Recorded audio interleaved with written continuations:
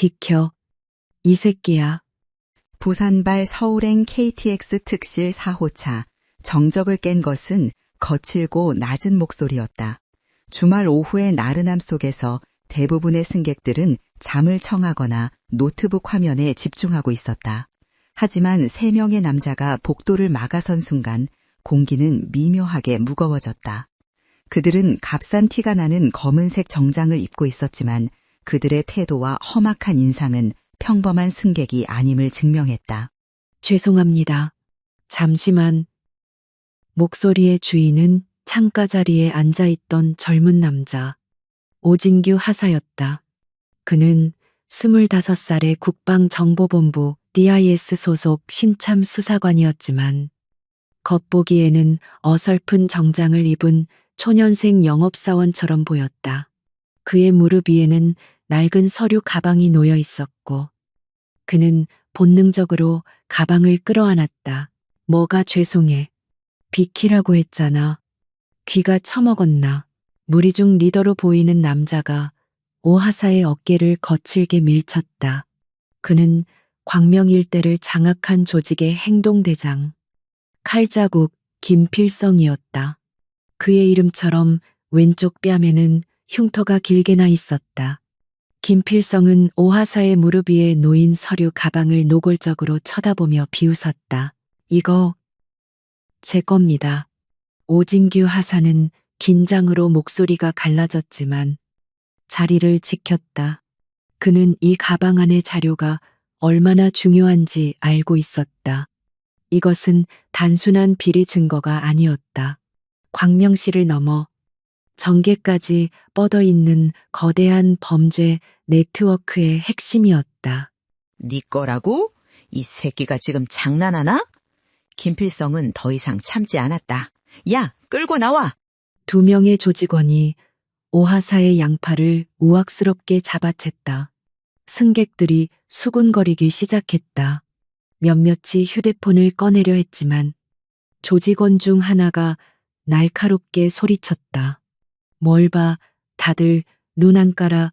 공포가 객실을 순식간에 장악했다. 오하사는 객실과 객실 사이의 연결 통로로 질질 끌려나갔다. 가방 내놔. 새끼야. 좋게 말할 때 김필성이 통로에서 오하사를 벽으로 밀어붙이며 말했다. 싫어 이건. 이건 안 돼. 오진규 하사는 필사적으로 저항했다. 그는 군인이었다. 비록 전투병관은 아니었지만 국가의 비밀을 지키도록 훈련받았다. 그는 가방을 가슴에 품고 버텼다. 김필성의 인내심이 바닥났다. 그는 비웃음을 흘렸다. 그래? 넌 네가 무슨 대단한 요원이라도 된 것 같지? 그냥 애새끼야. 순간 번쩍하는 섬광이 있었다. 김필성이 재킷 안쪽에서 숨겨둔 등산용 나이프를 꺼내 그대로 오하사의 복부를 찔러 넣었다. 크! 오진규 하사의 입에서 비명 대신 신음이 터져 나왔다. 그는 자신의 배를 관통한 차가운 강철의 감촉에 눈을 크게 떴다. 김필성은 무자비하게 칼을 비틀어 뽑았다. 피가 분수처럼 뿜어져 나왔다. 오하사는 힘없이 벽을 타고 미끄러졌다. 조직원들이 그의 손에서 서류 가방을 낚아챘다. 뭐야? 그때 객실 문이 열리며 한 중년 남성이 소리쳤다. 그는 화장실에 가려다 끔찍한 광경을 목격한 것이었다. 당신들 지금 무슨 짓이야? 사람이! 시발 늙은이가! 조직원 하나가 남자를 거칠게 밀쳤다. 남자는 균형을 잃고 바닥에 나뒹굴었다. 그 바람에 김필성이 널어젖힌 서류 가방에서 몇 개의 파일이 쏟아져 나왔다. 다음 정찰역은 광명역입니다. 타이밍 좋게 안내방송에 올렸다. 가자, 늙은이는 신경 꺼! 김필성은 쏟아진 서류 몇 개를 급하게 주워 담았지만 전부 챙기지는 못했다. 그들은 광명역에 열차가 멈추기도 전에 비상 레버를 당기고 문을 억지로 열어젖혔다. 스크린 도어가 열리는 타이밍을 정확히 계산한 움직임이었다. 승객들의 비명과 혼란 속에서 세 남자는 순식간에 인파 속으로 사라졌다. 객실 통로는 피바다가 되었다. 오진규 하사는 희미해지는 의식 속에서 아까 넘어진 중년 남성을 향해 손을 뻗었다. 그의 손에는 땀과 피로 젖은 작은 USB 하나가 쥐어져 있었다. 그는 끌려 나오기 직전 가방 안에서 본능적으로 빼돌린 유일한 원본 데이터였다. 제발, 국방, 정보. 그는 번호를 읊조리다 의식을 잃었다. 중년 남성은 공포에 질렸지만 떨리는 손으로 그 작은 USB를 받아쥐었다. 같은 시각 서울 외곽의 한적한 상가 건물 3층. 에스바디 필라테스 스튜디오는 평화로움 그 자체였다. 은은한 아로마 향과 잔잔한 클래식 음악이 흐르는 공간에서 5명의 회원이 리퍼머 위에서 땀을 흘리고 있었다. 내쉬면서 복부에 힘주세요, 회원님. 그렇죠? 척추 마디마디를 하나씩 분절시킨다는 느낌으로. 부드럽지만 단호한 목소리의 주인은 원장 이서연이었다. 그녀는 30 중반으로 보였지만 군살 하나 없는 탄탄한 몸매과 우아한 동작으로 20 후반이라 해도 믿을 정도였다. 검은색 레깅스와 몸에 붙는 상의는 그녀의 완벽한 근육 라인을 드러냈다. 그녀는 회원 한 명 한 명의 자세를 꼼꼼하게 교정해주며 평온한 미소를 띠고 있었다. 원장님은 정말 어떻게 그렇게 힘든 동작도 쉽게 하세요? 한 회원이 끙끙거리며 물었다. 이서연은 가볍게 웃으며 대답했다. 오래 해서 그래요. 꾸준함이 중요합니다. 자, 마지막 세트, 코어에 집중하세요. 그녀의 모습은 그저 유능하고 친절한 필라테스 강사, 그 이상도 이하도 아니었다. 그때였다. 탈의실 안쪽 그녀의 개인 사물함에 보관된 작은 휴대폰이 진동했다. 일반 스마트폰이 아니었다. 투박하고 두꺼운 군용 암호화 단말기였다. 설정된 진동 패턴은 최고 등급 비상사태를 의미했다. 이서연의 미소가 순간 멈췄다. 0.1초도 안 되는 찰나였지만 그녀의 눈빛이 날카롭게 변했다. 잠시만요. 호흡 유지하고 계세요. 그녀는 회원들에게 양해를 구하고 부드러운 걸음으로 사무실로 향했다. 문이 닫히는 순간 이서연의 표정에서 모든 온기가 사라졌다. 그녀는 707 특수임무단 소속 현역 중령, 흑조, 해녀라 불리는 대한민국 최정예 요원이었다. 그녀가 운영하는 이 필라테스 스튜디오는 그녀의 완벽한 위장이자 수도권 비밀 작전 기지 중 하나였다. 그녀는 단말기를 집어들었다. 발신자는 알 수 없음이었지만 그것은 KTX에서 오하사의 USB를 건네받은 중년 남성이 오하사가 마지막 힘을 다해 읊조린 보안 번호로 전화를 걸었음을 의미했다. 보안 라우터를 통해 연결된 비상 통화였다. 말씀하십시오. 저기 사람이 KTX에서 젊은 군인이라고. 남자의 목소리는 공포로 떨리고 있었다. 칼에 찔렸어요. 광명역. 그리고 이걸 전해달라고. 이서연의 심장이 차갑게 내려앉았다. 그녀는 오진규 하사를 떠올렸다. 자신이 비공식적으로 멘토링해주던 열정 넘치고 고집 센 그 후배를. 진정하고 들으세요. 지금 어디십니까? 광명 한국대학병원 응급실입니다. 그 청년 지금 수술 들어갔어요. USB는요? 가지고 있습니다. 아무한테도 말 안 했습니다. 그 청년이 국방, 뭐라고? 잘하셨습니다. 지금부터 제 말만 들으세요. 누구에게도 그 물건을 보여주거나 대화하지 마십시오. 저는 검은색 SUV를 타고 갈 겁니다. 10분 뒤 응급실 정문 앞에서 저를 만나십시오. 당신의 안전을 위한 겁니다. 이서연은 통화를 끊었다. 그녀의 손은 분노로 미세하게 떨리고 있었다. 감히 현역 군인을, 그것도 공공장소에서. 이것은 단순한 조폭의 일탈이 아니었다. 국가 안보에 대한 정면 도전이었다. 그녀는 사무실 벽에 걸린 거울을 밀었다. 뒤편에는 전술 장비와 무기들이 정연하게 걸려 있었다. 그녀는 필라테스복을 벗어던지고 가장 빠르고 기동성 좋은 검은색 전술 팬츠와 티셔츠로 갈아입었다. 권총과 여분의 탄창, 그리고 특수 제작된 나이프를 허리에 찼다. 스튜디오 밖으로 나온 그녀는 회원들에게 급한 집안일이 생겨서요. 오늘은 자율운동 부탁드립니다. 라는 문자를 보냈다. 그녀의 얼굴은 다시 평온해 보였지만 그녀의 눈은 이미 전장에 나선 사냥개의 그것이었다. 지하 주차장에서 포효하듯 빠져나온 검은색 SUV가 광명으로 향했다. 광명 한국대학병원 응급실 앞은 아수라장이었다. 이서연은 차에서 내려 인파를 헤치고 들어갔다. 그녀는 약속된 인상착의의 중년 남성을 즉시 발견했다. 남자는 여전히 사색이 되어 있었다. 저 혹시... 접니다. 이서연이 낮게 말했다. 물건 주시죠. 남자는 주머니에서 피가 살짝 묻은 USB를 꺼내 그녀에게 건넸다. 그 청년은 어떻게? 제가 확인할 겁니다. 이서연은 남자의 눈을 똑바로 바라봤다. 오늘 본 것은 전부 잊으십시오.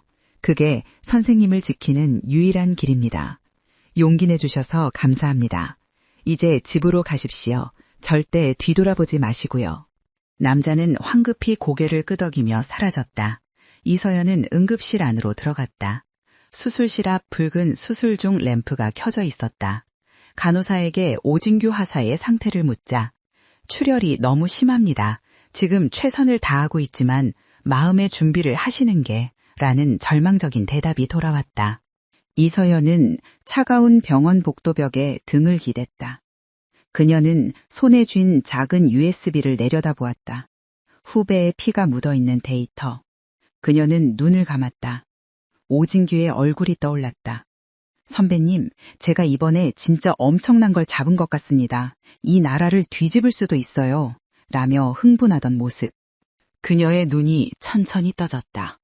평온했던 강사 이서연의 모습은 온데간데 없었다. 오직 707 특임대 중령 흑조의 냉혹한 분노만이 남았다. 광명족도. 그녀는 단말기를 꺼내 자신의 팀원들에게 첫 번째 지시를 내렸다. 플랜 B, 사냥 시작한다. 타겟 광명연합, 오진규 하사 피습. 현 시간부로 모든 수단을 동원해 관련자 전원 색출한다. 완벽한 설계가 시작되고 있었다. 그리고 그 설계의 끝은 감히 군인을 건드린 자들의 처참한 최후가 될 것이었다. 수술실 앞 복도는 절망의 냄새로 가득했다. 소독약 냄새와 피 냄새, 그리고 초조한 기다림이 뒤섞여 공기를 무겁게 짓눌렀다. 이서연은 차가운 플라스틱 의자에 꼿꼿이 앉아 있었다. 그녀의 자세는 필라테스 강사처럼 완벽했지만 그녀의 존재감은 주변의 혼란과 동떨어진 채 섬처럼 고립되어 있었다. 그녀의 손은 무릎 위에 단정히 놓여 있었지만 그중 한 손은 오진규의 피가 묻은 USB를 으스러질 듯 쥐고 있었다. 수술 중이라는 붉은 램프가 꺼지지 않고 벌써 3시간이 흘렀다. 응급실의 소란스러움, 다른 환자 보호자들의 울음소리도 그녀의 귀에는 닿지 않았다. 그녀의 모든 신경은 저 닫힌 문 너머에 집중되어 있었다. 오진규 하사. 그녀에게는 단순한 후배가 아니었다. 707에 오고 싶어 했지만 신체 검사에서 아쉽게 탈락한 뒤 정보본부로 갔던 청년. 그녀에게서 진짜 군인의 정심을 배우고 싶다며 끈질기게 연락해오던 눈이 맑았던 동생이었다. 드디어 수술실 문이 열리고 지친 기색이 역력한 의사가 걸어 나왔다. 이서연은 소리 없이 일어나 그에게 다가갔다. 의사는 그녀의 침착함에 오히려 놀란 듯 잠시 멈칫했다. 오진규 환자 보호자 되십니까? 네, 제가 등록된 비상연락망입니다. 이서연의 목소리는 평소의 수업톤처럼 차분했지만 그 안에는 강철 같은 긴장감이 배어 있었다. 의사는 마스크를 내리며 무거운 한숨을 내쉬었다. 정말 지독하게 당했습니다. 흉기가 복부를 관통하면서 주요 장기들을 심각하게 손상시켰습니다. 출혈이 너무 심해서 일단 봉합은 했지만 과다출혈로 인한 쇼크 상태입니다. 지금 중환자실로 옮겼지만 오늘 밤을 넘기는 게... 의사는 말을 흐렸다. 마음의 준비를 하셔야겠습니다. 마음의 준비. 그 4글자가 이서연의 머릿속을 맴돌았지만 그녀의 표정에는 어떤 동요도 비치지 않았다. 그녀는 기계적으로 고개를 끄덕였다. 수고하셨습니다, 의사 선생님. 면회는 지금은 어렵습니다. 위독한 상태라 내일 아침에 다시. 의사는 다른 응급 환자를 향해 황급히 걸어갔다. 이서연은 그 자리에 잠시 서 있었다. 그녀는 중환자실 쪽을 바라보았다. 유리창 너머로 수많은 기계에 둘러싸려 간신히 숨을 붙들고 있는 오진규의 희미한 실루엣이 보였다. 그녀는 주먹을 쥔 손에 더 큰 힘을 주었다. 손톱이 손바닥을 파고들었지만 고통은 느껴지지 않았다. 지금 그녀가 느끼는 것은 고통이 아니었다. 그것은 용암처럼 끓어오르는 그러나 얼음장처럼 차가운 분노였다. 그녀는 병원을 빠져나왔다. 새벽 공기가 차가웠지만 그녀의 속을 식히기엔 역부족이었다. 그녀는 자신의 검은색 SUV에 올라타 시동을 걸었다. 엔진의 낮은 포효가 그녀의 심장 박동과 공명하는 듯했다. 그녀는 다시 S바디 필라테스 스튜디오로 향했다. 그곳은 위장막이자 동시에 그녀의 진짜 전쟁터, 지휘 통제실이었다. 스튜디오에 도착했을 때는 새벽 4시가 다 되어가고 있었다. 평화롭고 향기롭던 요가 스튜디오의 모습은 어둠 속에서 스산하게 느껴졌다. 이서연은 원장실로 들어가 문을 잠궜다. 그녀는 망설임 없이 벽에 걸린 대형 거울, 전신을 비추던 그 거울에 한쪽 모서리를 눌렀다. 끼릭 소리와 함께 거울이 미끄러지며 열리자 그 뒤편으로 파란 불빛을 내뿜는 하이테크 지휘센터가 모습을 드러냈다. 여러 대의 모니터, 군용 등급의 서버, 그리고 각종 통신 장비가 좁은 공간을 가득 메우고 있었다. 이곳이 바로 흑조의 둥지였다. 이서연은 의자에 앉아 피 묻은 USB를 보안 포트에 연결했다. 암호 해독 프로그램이 몇 초간 돌아가다니 모니터에 파일들이 쏟아져 나오기 시작했다. 그것은 오진규가 목숨을 걸고 지켜낸 판도라의 상자였다. 파일의 양은 방대했다. 단순한 엑셀 시트가 아니었다. 수백 개의 암호화된 은행 거래 내역, 해외 페이퍼 컴퍼니로 흘러들어간 자금의 흐름도, 그리고 영상 파일들이었다. 이서연은 한 영상을 클릭했다. 어두운 컨테이너 내부를 몰래 찍은 듯한 영상이었다. 겁에 질린 젊은 여성들의 얼굴이 스쳐 지나갔다. 동남아시아와 동유럽에서 온 이들이었다. 영상 속에서 한 남자가 거칠게 그들을 지시하고 있었다. 이서연은 즉시 그 남자의 얼굴을 안면 이식 프로그램에 돌렸다. 양태웅, 광명연합의 회장. 이서연은 데이터를 조합하며 경악을 금치 못했다. 이것은 단순한 조폭의 이권 다툼 수준이 아니었다. 양태웅은 광명시를 기반으로 거대한 불법 도박 사이트를 운영하며 자금을 세탁하고 그 자금으로 고위 공직자들과 검경 간부들을 매수해왔다. 그리고 그들의 비호 아래 인신매매라는 가장 추악한 범죄를 저지르고 있었다. 오진규는 이 모든 것을 거의 혼자서 파헤치고 있었다. USB 안에는 그가 남긴 조사 노트도 있었다. Y 회장 양태웅이 곧 대규모 수출을 감행할 예정. 인천항 제3부도 날짜는 미정. 내부 조력자 독사의 도움이 절실함. 그리고 마지막 메모. KTX에서 만난 뒤 원본 데이터를 서버에 전송할 계획. 이것이 마지막 퍼즐이다. 오진규는 KTX에서 내부 조력자를 만나 원본 데이터의 마지막 조각을 받으려던 것이었다. 하지만 정보가 샜다. 양태웅은 오하사다 단순한 군수사관이 아니라 자신의 제국을 무너뜨릴 핵심 증거를 확보했음을 알고 있었다. KTX에서의 습격은 우발적인 폭력이 아니라 증거를 탈취하기 위한 계획된 암살 시도였다. 이서연은 이를 갈았다. 오진규는 너무 깊이 들어갔다. 그리고 그녀에게, 자신의 멘토에게 도움을 요청할 타이밍을 놓쳤다. 아니, 어쩌면 그녀를 위험에 빠뜨리지 않기 위해 혼자 감당하려 했을지도 모른다. 그때 그녀의 민간인용 스마트폰이 울렸다. 광명경찰서 지능범죄수사팀 박반장.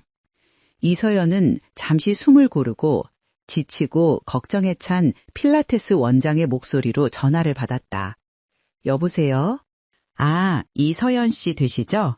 오진규 씨 비상 연락망으로 등록되어 있으셔서 연락드렸습니다. 저희는 광명서 박 반장입니다. 전화기 너머의 목소리는 무례하지는 않았지만 어딘가 기계적이고 지루해 보였다. 네, 맞아요. 진규, 아니, 오하사는... 이서연은 목소리를 떨며 연기했다. 일단 병원에서 위독하시다고 들었습니다. 저희도 KTX 측에서 연락받고 막 조사를 시작했는데요. 혹시 이서연 씨가 아시는 게 있을까 해서요. 오진규 씨가 최근에 누구랑 원한 관계가 있었는지, 뭐 돈 문제라던가. 돈 문제요? 아닐 거예요. 진규는 그런 애가. 혹시 스튜디오로 와주실 수 있나요? 제가 지금 경황이 없어서. 이서연은 그들을 자신의 홈그라운드로 끌어들였다. 1시간 뒤 2명의 형사가 에스바디 필라테스에 도착했다. 박 반장과 그의 젊은 파트너였다. 그들은 요가 매트와 리포머 기구들을 신기한 듯 두리번거렸다. 박 반장은 이서연을 위아래로 훑어보며 가벼운 감탄인지 비웃음인지 모를 표정을 지었다. 이야, 원장님, 이런 데서 일하시고 좋네요. 박 반장은 소파에 몸을 깊게 묻으며 말했다. 자, 본론으로 들어가죠. 오진규 씨 군인이라면서요? 근데 왜 조폭들하고 시비가 붙었답니까? 이서연은 놀란 척했다. 조폭이요?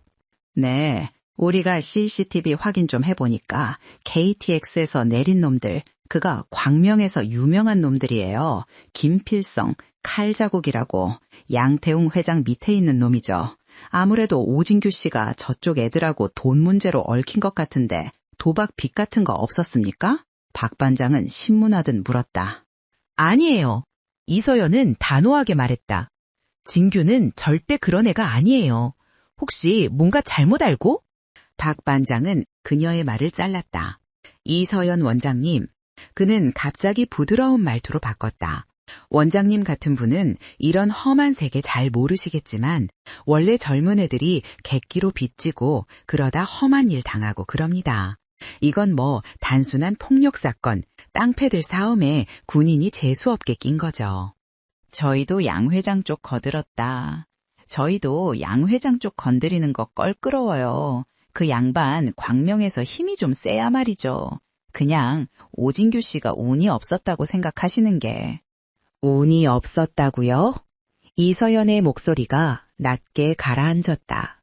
박 반장은 그 미묘한 변화를 눈치채지 못했다. 그는 몸을 일으키며 스튜디오를 다시 한번 둘러봤다. 예, 그러니까 원장님은 이런 거나 하세요. 그가 리포머 기구를 턱으로 가리켰다. 필라테스, 이런 게 원장님한테 어울리죠. 험한 일은 우리 경찰한테 맡기시고요. 뭐 잡을 수 있을진 모르겠지만. 그들은 사실상 이 사건을 덮겠다는 선언을 하고 있었다. 그들이 양태용에게 매수되었거나 혹은 그를 두려워해 수사를 포기했거나 둘 중 어느 쪽이든 공적 시스템은 오진규를 외면했다. 이서연은 자리에서 일어나 그들을 배웅했다. 그녀는 다시 친절한 이 원장으로 돌아와 있었다. 네, 알겠습니다, 형사님. 수고해 주세요. 문이 닫히고 형사들의 발소리가 멀어지는 순간 이서연의 얼굴에서 모든 표정이 사라졌다. 그녀는 원장실로 돌아가 거울 뒤 비밀 공간의 문을 닫았다. 단순한 깡패 싸움, 운이 없었다. 필라테스나 하라. 그들의 오만하고 무신경한 말들이 그녀의 분노에 불을 지폈다. 그래, 경찰은 경찰 일을 해야지. 이서연은 지휘센터 의자에 다시 앉았다. 그리고 군인은 군인의 일을 한다. 그녀는 키보드에 손을 올렸다. 지금부터 법은 그녀가 정했다. 공적 시스템이 실패한 곳에서 그녀의 설계가 시작될 것이었다. 그녀는 자신의 최정예 팀원들에게 암호화된 메시지를 전송하기 시작했다. 1팀, 칼자국, 김필성, 24시간 내 위치 확보 및 동선 파악, 교전 금지, 감시만 할 것. 2팀, 양태웅의 자금줄, USB 데이터 기반 자금 세탁 루트 역추적, 차명계좌 동결 준비. 3팀, 인천항 제3부두, 수출품 및 독사 관련 정보 수집, 인질구출 작전 블랙스완 대기. 그녀의 손가락이 춤을 추듯 키보드를 두드렸다. 모니터에는 광명시의 지도와 양태웅 조직의 관계도가 거미줄처럼 펼쳐졌다. 이서연은 오진규의 얼굴을 다시 떠올렸다. 중환자실의 창백한 얼굴이 아닌 선배님, 저 꼭 선배님 같은 군인이 되겠습니다. 라며 환하게 웃던 얼굴을. 진규야. 그녀가 모니터를 보며 나직이 속삭였다. 네가 시작한 전쟁 내가 끝내주마. 그들이 감히 누구를 건드렸는지 뼈저리게 후회하게 만들어주겠다. 설계는 시작되었다. 그것은 단순한 체포작전이 아니었다. 적의 심장부를 도려내고 그 뿌리까지 불태워버릴 완벽한 선멸작전이었다. 오진규 하사가 중환자실에서 사투를 벌인 지 24시간이 지났다.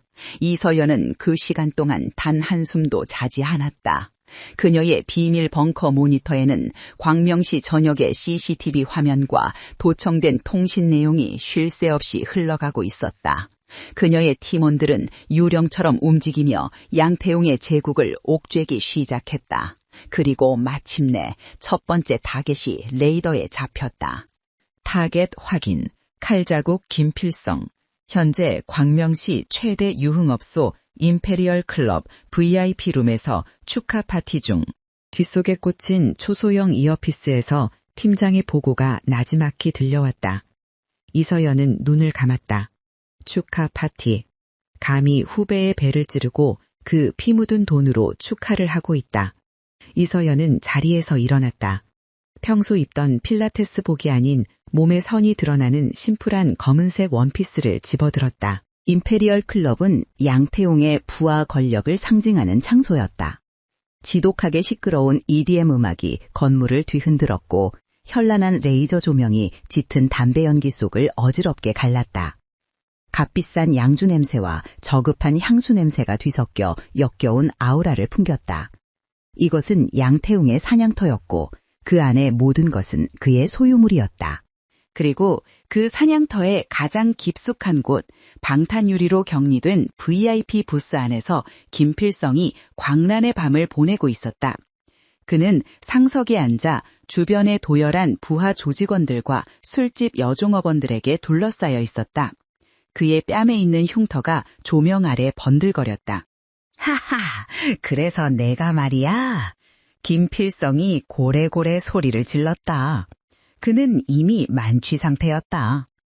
그 군바리 새끼가 좆도 아닌 게 까불길래 그냥 푹.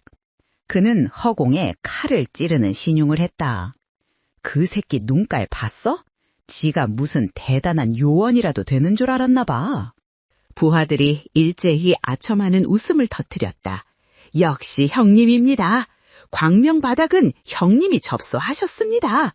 그깟 군바리 새끼가 어딜 감히. 김필성은 우쭐해져서 양주를 병째에 들이켰다.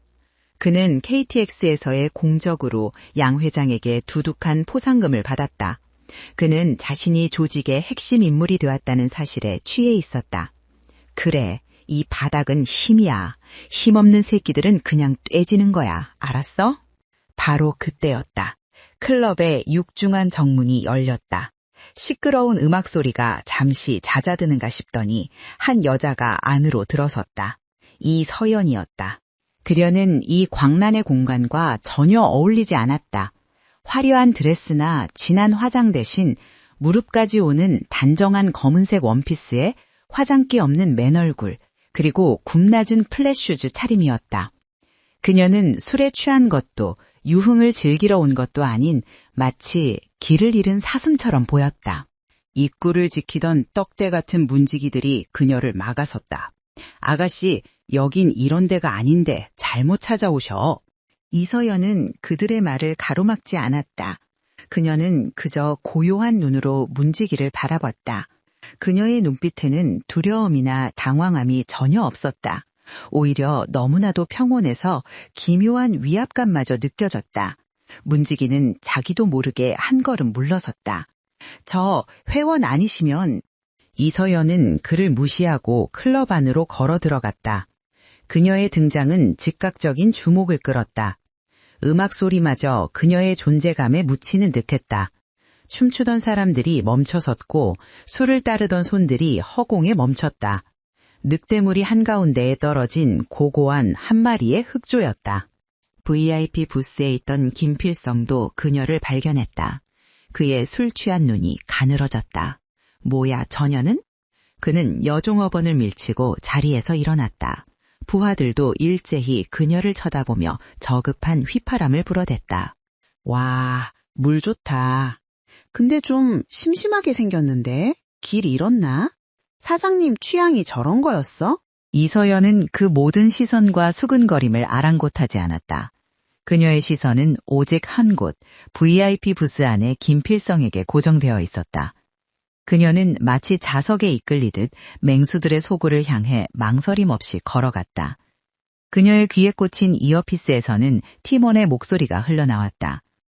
타겟 주변 무장조 직원 6명, 바텐더 포함 8명, 모두 신원 확인 완료. 그녀는 바 앞에 멈춰 섰다. 바텐더 역시 험상궂은 인상의 조직원이었다. 그가 컵을 닦던 손을 멈추고 그녀를 삐딱하게 쳐다봤다. 아가씨, 주문은? 물 한 잔 주세요. 이서연의 목소리는 시끄러운 음악 소리에도 불구하고 선명하게 들렸다. 바텐더는 어이가 없다는 듯 실소를 터뜨렸다. 뭐라고? 물? 아가씨, 여기가 무슨 헬스클럽인 줄 알아? 아니면 저기 요가 학원에서 왔어? 그 말에 주변에 있던 조직원들이 폭소를 터뜨렸다. 요가 학원. 그들은 그녀의 탄탄하지만 가녀린 몸매와 차분한 태도를 보고 운동이나 가르치는 여자 정도로 멋대로 판단했다. 그들의 세계에서 여자는 유흥의 대상이거나 보호받아야 할 약한 존재, 둘 중 하나일 뿐이었다. 바로 그때 김필성이 직접 부스에서 걸어 나왔다. 그는 술 기운에 얼굴이 벌개져 있었고 특유의 오만한 미소를 띠고 있었다. 그는 2명의 부하를 거느리고 이서연의 앞을 막아섰다. 그는 그녀를 위아래로 훑어보며 노골적인 시선을 보냈다. 이야, 진짜네. 어디서 이런 게 굴러들어왔지? 김필성이 비아냥거렸다. 아가씨, 혼자 왔어? 이런 데는 위험한데 오빠가 지켜줄까? 부하 중 하나가 희죽거리며 그녀의 어깨에 손을 올리려 했다. 이쁘네. 우리 형님이랑 한잔하지. 이서연은 어깨에 닿으려는 손을 쳐다보지도 않았다. 그녀는 여전히 김필성만을 바라보고 있었다. 그녀는 너무나도 평온했다. 두려워하지도 화를 내지도 않았다. 그저 관찰하고 있었다. 그 태도가 김필성의 심기를 건드렸다. 그는 자신이 무시당했다고 느꼈다. 야, 내가 말하잖아. 귀 처먹었어? 김필성이 목소리를 높였다. 그의 술 냄새가 이서연의 얼굴에 확 끼쳤다. 이렇게 뻣뻣하게 굴면 재미없어. 어디서 운동 좀 했나 본데 여자는 말이야. 김필성 씨. 이서연이 처음으로 입을 열었다. 그녀의 목소리는 물처럼 차갑고 조용했지만 김필성의 말을 정확히 끊어냈다. 김필성은 순간 멈칫했다. 이 여자가 자기 이름을 안다.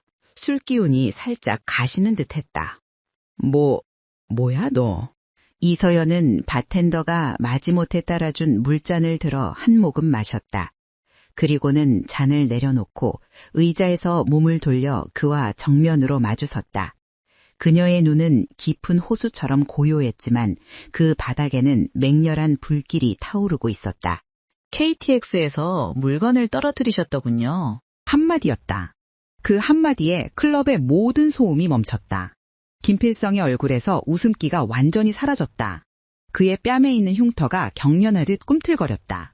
술이 완전히 깼다. KTX, 물건? 이 여자는 누구지? 그 군바리 새끼랑 한패인가? 아니면 경찰? 이 미친년이? 김필성의 당황은 순식간에 걷잡을 수 없는 분노로 변했다. 감히 자신의 공적을 알고 있다. 그것도 이 많은 부하들 앞에서.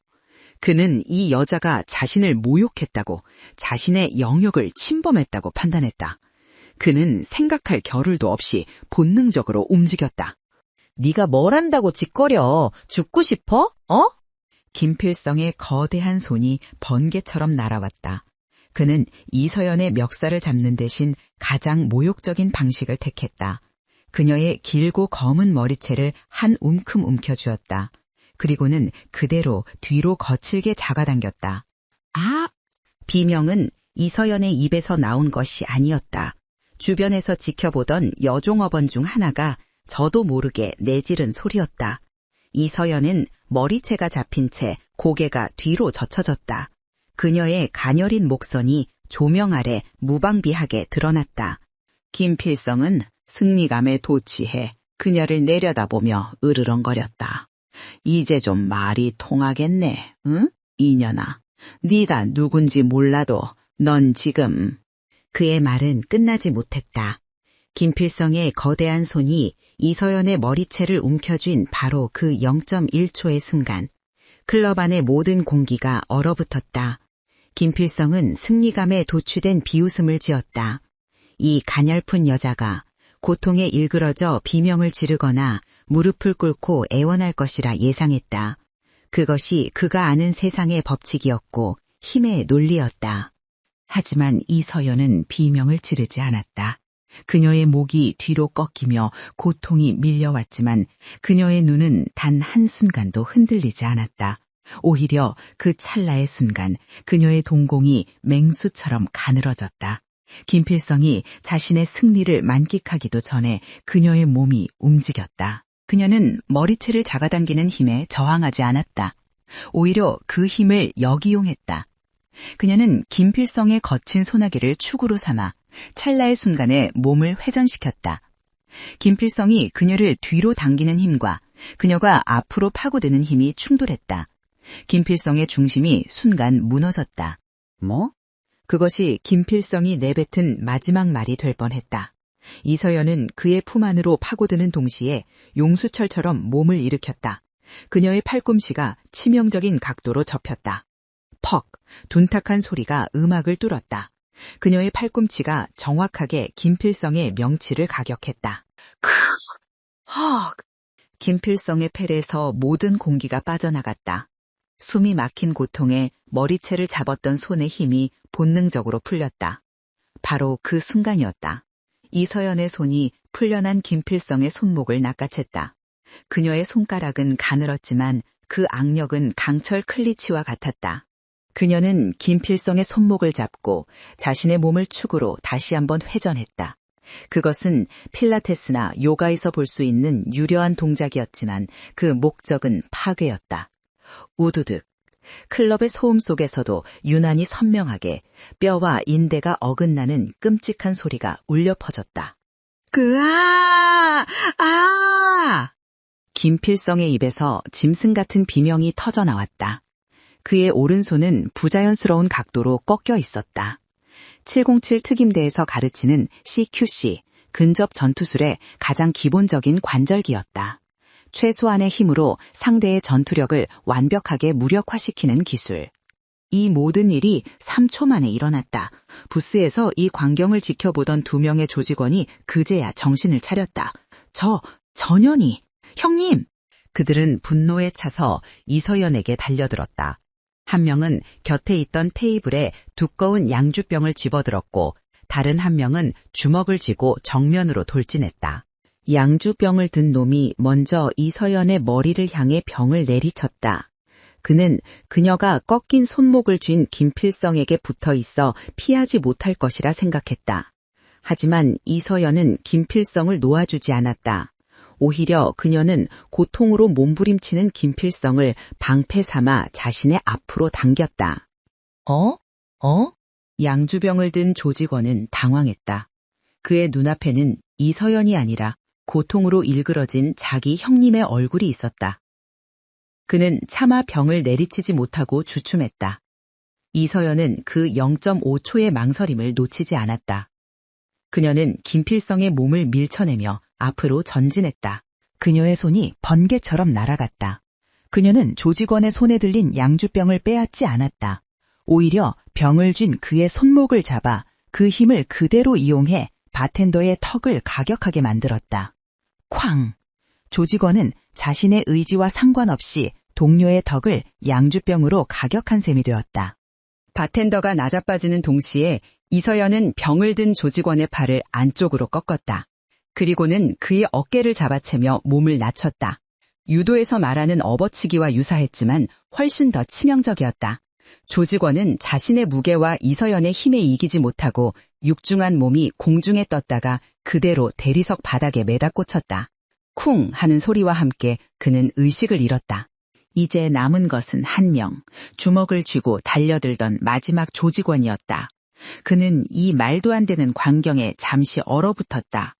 자신의 동료 2명이 순식간에 괴물 같은 여자에게 제압당했다. 그는 공포를 느꼈지만 물러설 수는 없었다. 그는 기합을 지르며 이서연에게 달려들었다. 이서연은 그를 향해 몸을 돌렸다. 그녀는 피하지 않았다. 조직원의 거친 오른손 훅이 그녀의 앞면을 향해 날아왔다. 이서연은 날아오는 주먹을 향해 왼손을 뻗어 쳐내는 대신 감싸듯 잡았다. 그리고는 오른손으로 그의 팔꿈치 관절 바깥쪽을 정확하게 가격했다. 딱! 조직원은 비명을 질렀다. 팔이 역방향으로 꺾이는 듯한 고통이었다. 그는 주먹을 회수하려 했지만 이서연은 그의 팔을 놓아주질 않았다.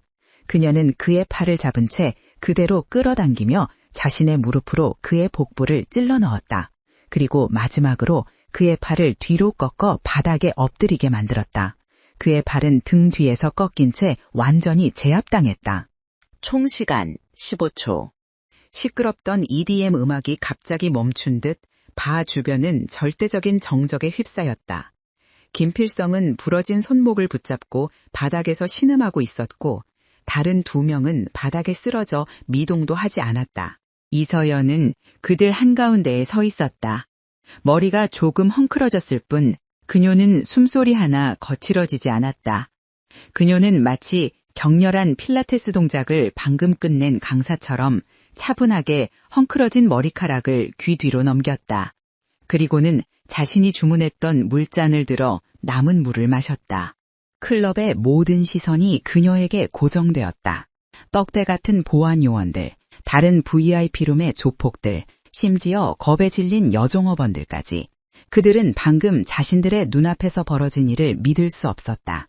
저 가녀린 여자가 광명 최악의 흉기인 칼자국 김필성을 포함한 3명을 맨손으로 박살냈다. 보안 요원들이 우르르 몰려와 그녀를 애워쌌지만 감히 2미터 안으로 접근하지 못했다. 그들의 눈에는 경계심과 함께 원초적인 공포가 서려 있었다. 이서연은 그들을 신경 쓰지 않았다. 그녀는 자신의 민간용 스마트폰을 꺼냈다. 그녀는 911이나 112를 누르지 않았다. 그녀는 어젯밤 오진규의 USB에서 확보한 번호 목록 중 하나를 눌렀다. 양태웅 회장 비서실장이었다. 신호음이 몇 번 가다가 거만하고 귀찮음이 묻어나는 목소리가 들려왔다. 누구신데 이 시간에? 박 실장. 이서연의 목소리는 얼음장처럼 차가웠다. 그녀는 스피커폰으로 바꾸지 않았지만 그녀의 목소리는 주변의 모든 소음을 압도할 만큼의 무게를 담고 있었다. 네가 누군데 내 이름을? 양태웅 회장에게 전해. 이서연은 그의 말을 잘랐다. 네가 아끼는 개 김필성이가 지금 내 발밑에 있다고. 전화기 너머에서 숨을 삼키는 소리가 들렸다. 주인을 잘못 물었더군. 이서연은 바닥에서 고통으로 몸부림치는 김필성을 차갑게 내려다보며 말을 이었다. 여기는 광명 임페리얼 클럽 VIP 바. 10분 주지. 와서 니게 목줄 직접 챙겨가. 이서연은 대답을 듣지 않고 전화를 끊었다. 그녀는 멍하니 서 있는 클럽 보안 요원들을 향해 턱짓했다. 저 남자. 그녀가 김필성을 가리켰다. 경찰에 넘겨. 보안 요원 중 하나가 침을 삼키며 말했다. 무슨 말씀이십니까? 저분은 제목 살인 미수. 이서연의 목소리에 감정이 실리지 않았다. 어제 KTX 4015 특실에서 현역 군인을 흉기로 찔렀다. 증거? 그녀는 클럽 전체를 둘러보았다. 여기 있는 모두가 증인이다. 그리고 내 후배가 지금 중환자실에서 죽어가고 있어. 현역 군인, 살인 미수, 그 단어들에 클럽 안은 술렁거렸다. 이것은 단순한 조폭 간의 시비가 아니었다. 네가 찔렀던 그 군인. 이서연은 마지막으로 김필성에게 다가가 속삭였다. 오직 그만이 들을 수 있도록. 그가 내 후배였다. 그리고 넌 내 설계를 완성시킬 첫 번째 퍼즐 조각이야. 이서연은 더 이상 볼 일 없다는 듯 돌아섰다. 그녀는 자신을 둘러싼 보안 요원들 사이를 유유히 걸어나갔다. 홍해가 갈라지듯 그들은 본능적으로 길을 열었다. 아무도 감히 그녀의 옷깃조차 스치지 못했다. 그녀는 아수라장이 된 클럽을 뒤로하고 정문을 나섰다. 문이 닫히자 시끄러운 음악 소리가 다시 희미하게 들려왔다. 이서연은 차가운 밤 공기를 깊게 들이마셨다. 그녀의 얼굴은 여전히 평온했지만 그녀의 눈은 다음 사냥감을 찾는 흑조처럼 번뜩이고 있었다. 작전 1단계, 타초 경사는 완벽하게 성공했다. 임페리얼 클럽에서의 소동은 광명시의 밤을 뒤흔든 지진과도 같았다. 그 여파는 즉각 얌태홍 회장의 펜트하우스에 도달했다. 시내 전체가 내려다 보이는 최고층, 값비싼 이탈리아 대리석과 저속한 황금색 장식으로 가득 찬 그곳에서 양태홍은 끓어오르는 분노를 애써 억누르고 있었다. 그의 앞에는 박 실장이 땀을 뻘뻘 흘리며 서 있었고 스피커폰에서는 방금 전 경찰서에서 풀려난 김필성의 쉰 목소리가 흘러나오고 있었다. 진짜입니다, 형님. 그년이 무슨 마술을 부린 것처럼 뼈가 흑! 김필성은 고통과 굴욕감에 말을 잇지 못했다. 양태홍은 굵은 시가를 입에 문 채 미간을 좁혔다. 그는 박 실장을 쳐다봤다. 경찰은 그깟 개집년 하나가 깽판을 쳤는데 짭새들은 뭐 했어? 박 실장은 마른 침을 삼켰다. 그게 그 여자가 현장에서 김 부장을 현역 군인 살인미수로 지목했습니다. KTX 건 말입니다. 클럽 안 손님들이 전부 증인이 되는 바람에 저희 쪽 라인을 탔던 광명서 박 반장도 어쩔 수 없이 일단 체포하는 신용이라도 해야 했다고 합니다. 신용? 그 새끼가 지금 내 팔을 부러뜨리고 신용이라고? 아닙니다, 김 부장. 일단 진정하고. 박 실장이 수습하려 했지만 양태웅이 손을 들어 막았다. 그의 눈은 웃고 있지 않았다. 김필성. 양태웅이 낮게 으르렁거렸다. 넌 내 조직의 행동대장이라는 놈이 개집년 하나한테 팔목이 꺾여서 질질 짜고 있어? 형님, 그게 아니라. 시끄러. 양태웅은 전화를 끊어버렸다. 그는 천천히 일어나 통유리 창 앞으로 걸어갔다. 광명시의 야경이 발밑에 펼쳐져 있었다. 그는 이 도시의 왕이었다. 그런데 감히 정체 모를 여자 하나가 자신의 왕국 한복판에서 칼춤을 추었다. 그 여자 정체 알아냈어? 네, 회장님. 바로 그게 좀 이상합니다. 박 실장이 태블릿 PC를 내밀었다. 화면에는 S바디 필라테스라는 상호와 함께 이서연의 평범한 프로필 사진이 떠 있었다. 이름은 이서연, 35, 저기 필라테스 강사입니다. 양태홍은 어이가 없다는 듯 실소를 터뜨렸다. 뭐? 뭐라고? 필라테스, 요가 같은 거 하는 운동 강사입니다. 1년 전에 여기 스튜디오를 열었고 평판은 그냥 조용하고 친절한 원장이라더군요. 특이사항은 전혀 없습니다. 양태웅은 태블릿을 받아들고 이서연의 사진을 노려봤다. 사진 속 그녀는 운동복을 입고 환하게 웃고 있었다. 아무리 봐도 칼자국 김필성을 15초 만에 박살낼 수 있는 인물로는 보이지 않았다. 이게 날 능멸하는 건가? 양태웅의 목소리가 싸늘해졌다.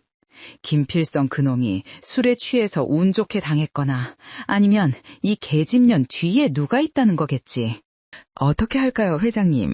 일단 가게라도. 박 실장이 손으로 목을 긋는 신용을 했다.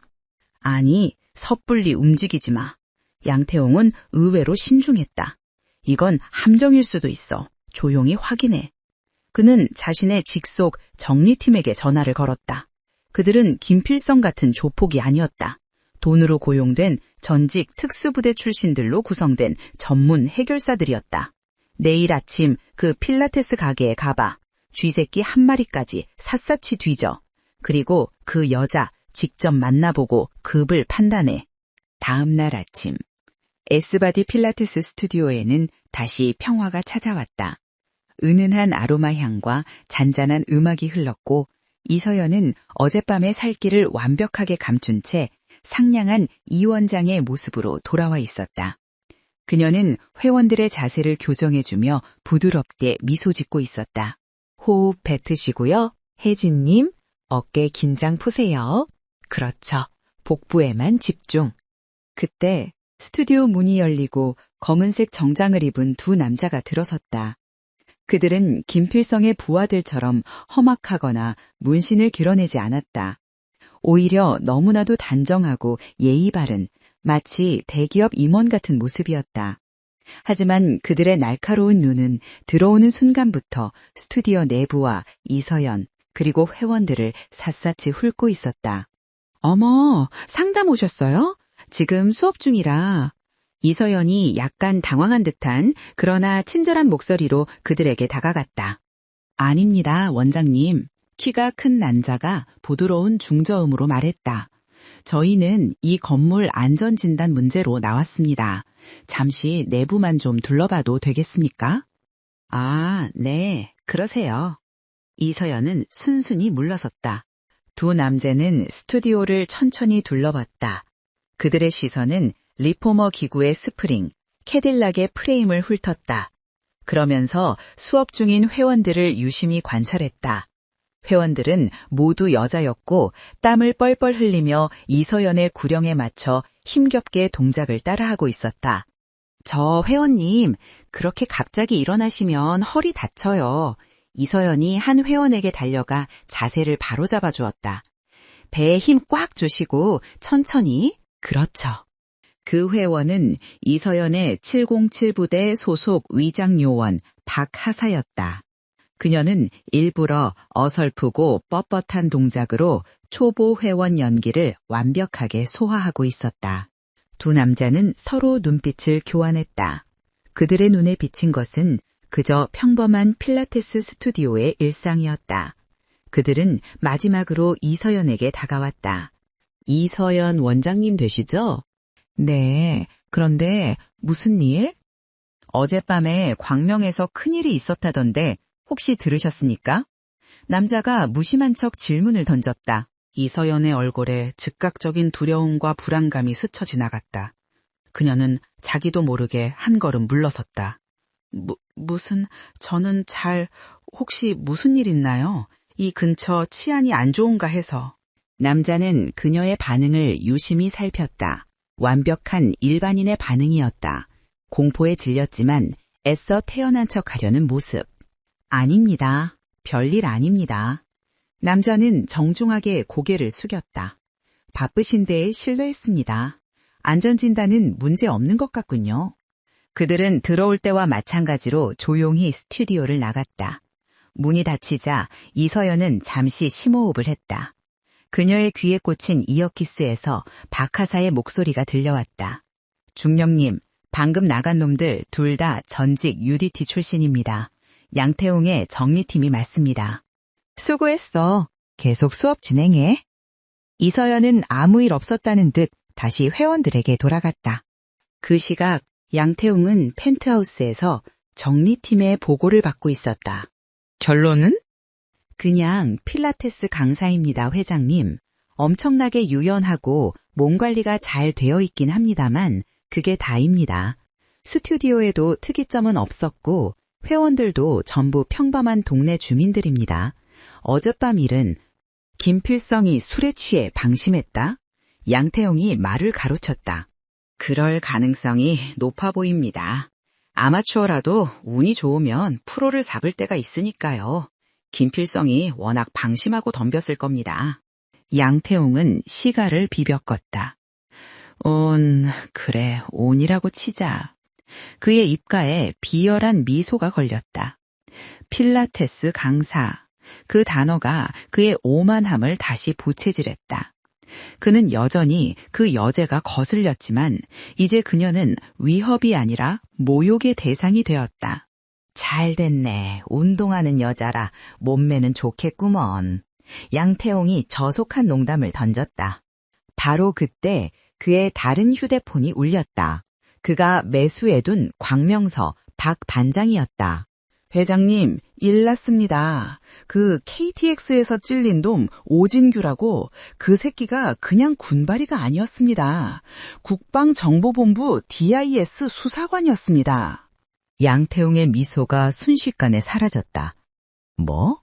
그 새끼가 회장님 인신매매 건을 단독으로 수사하고 있었답니다. 어제 그 필라테스 여자 이서연도 방금 군 내부망으로 조회해봤는데 젠장 접근 권한이 막혔습니다. 최소 영관급 장교 이상입니다. 순간 모든 퍼즐이 맞춰졌다. 오진규, USB, KTX 습격, 이서연 군 장교, 임페리얼 클럽. 이것은 우연이라 운이 아니었다. 처음부터 자신을 노린 치밀한 작전이었다. 이 개 같은 년이. 양태웅의 얼굴이 분노로 일그러졌다. 감히 필라테스 강사로 위장해 자신을 속였다. 군발이년이 감히 내 구역에 와서 장난을 쳐? 그의 자존심이 상처 입는 것을 넘어 생존 본능이 경고를 울렸다. 저 여자를 이대로 두면 자신의 제국이 무너질 수도 있었다. 박 실장! 네, 회장님. 그 여자한테 연락해. 양태웅은 결심했다. 그는 이 군발이년을 자신의 방식대로 가장 잔인하게 짓밟아주기로 했다. 오진규 건에 대해 합의를 하고 싶다고 해. KTX에서 놓친 물건에 대해서도 할 말이 있다고 전해. 합의? 말입니다. 그래. 양태웅의 눈이 번뜩 꼈다. 내일 저녁 광명 제3 몰류창고.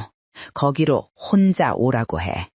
감히 이 양태웅을 속인 대가가 뭔지 그 년 몸뚱어리에 똑똑히 가르쳐줘야지. 박 실장은 그 말의 의미를 알아듣고 고개를 숙였다. 제3 물류창고. 그곳은 양태웅의 진짜 도살장이었다. 이서연은 원장실 안 비밀 벙커에서 모든 통신을 감청하고 있었다. 박 반장과 양태웅의 통화 내용이 모니터에 실시간으로 텍스트화되어 떠올랐다. 그리고 잠시 후 그녀의 개인 휴대폰이 울렸다. 박 실장이었다. 이서연 원장님, 되십니까? 네, 그런데요. 어제는 저희 김 부장이 큰 실수를 했습니다. 저희 회장님께서 오진규 씨 건에 대해 정식으로 사과와 보상을 하고 싶어 하십니다. 보상이라고요? 이서연의 목소리는 차가웠다. 네, 그리고 KTX에서 분실된 물건에 대해서도 드릴 말씀이 있다고 하십니다. 혹시 내일 저녁 저희 쪽 창고로 물론 혼자 와주셔야 합니다. 저희도 이 일이 시끄러워지는 건 원치 않아서요. 이서연은 모니터에 떠있는 광명시 지도를 바라보았다.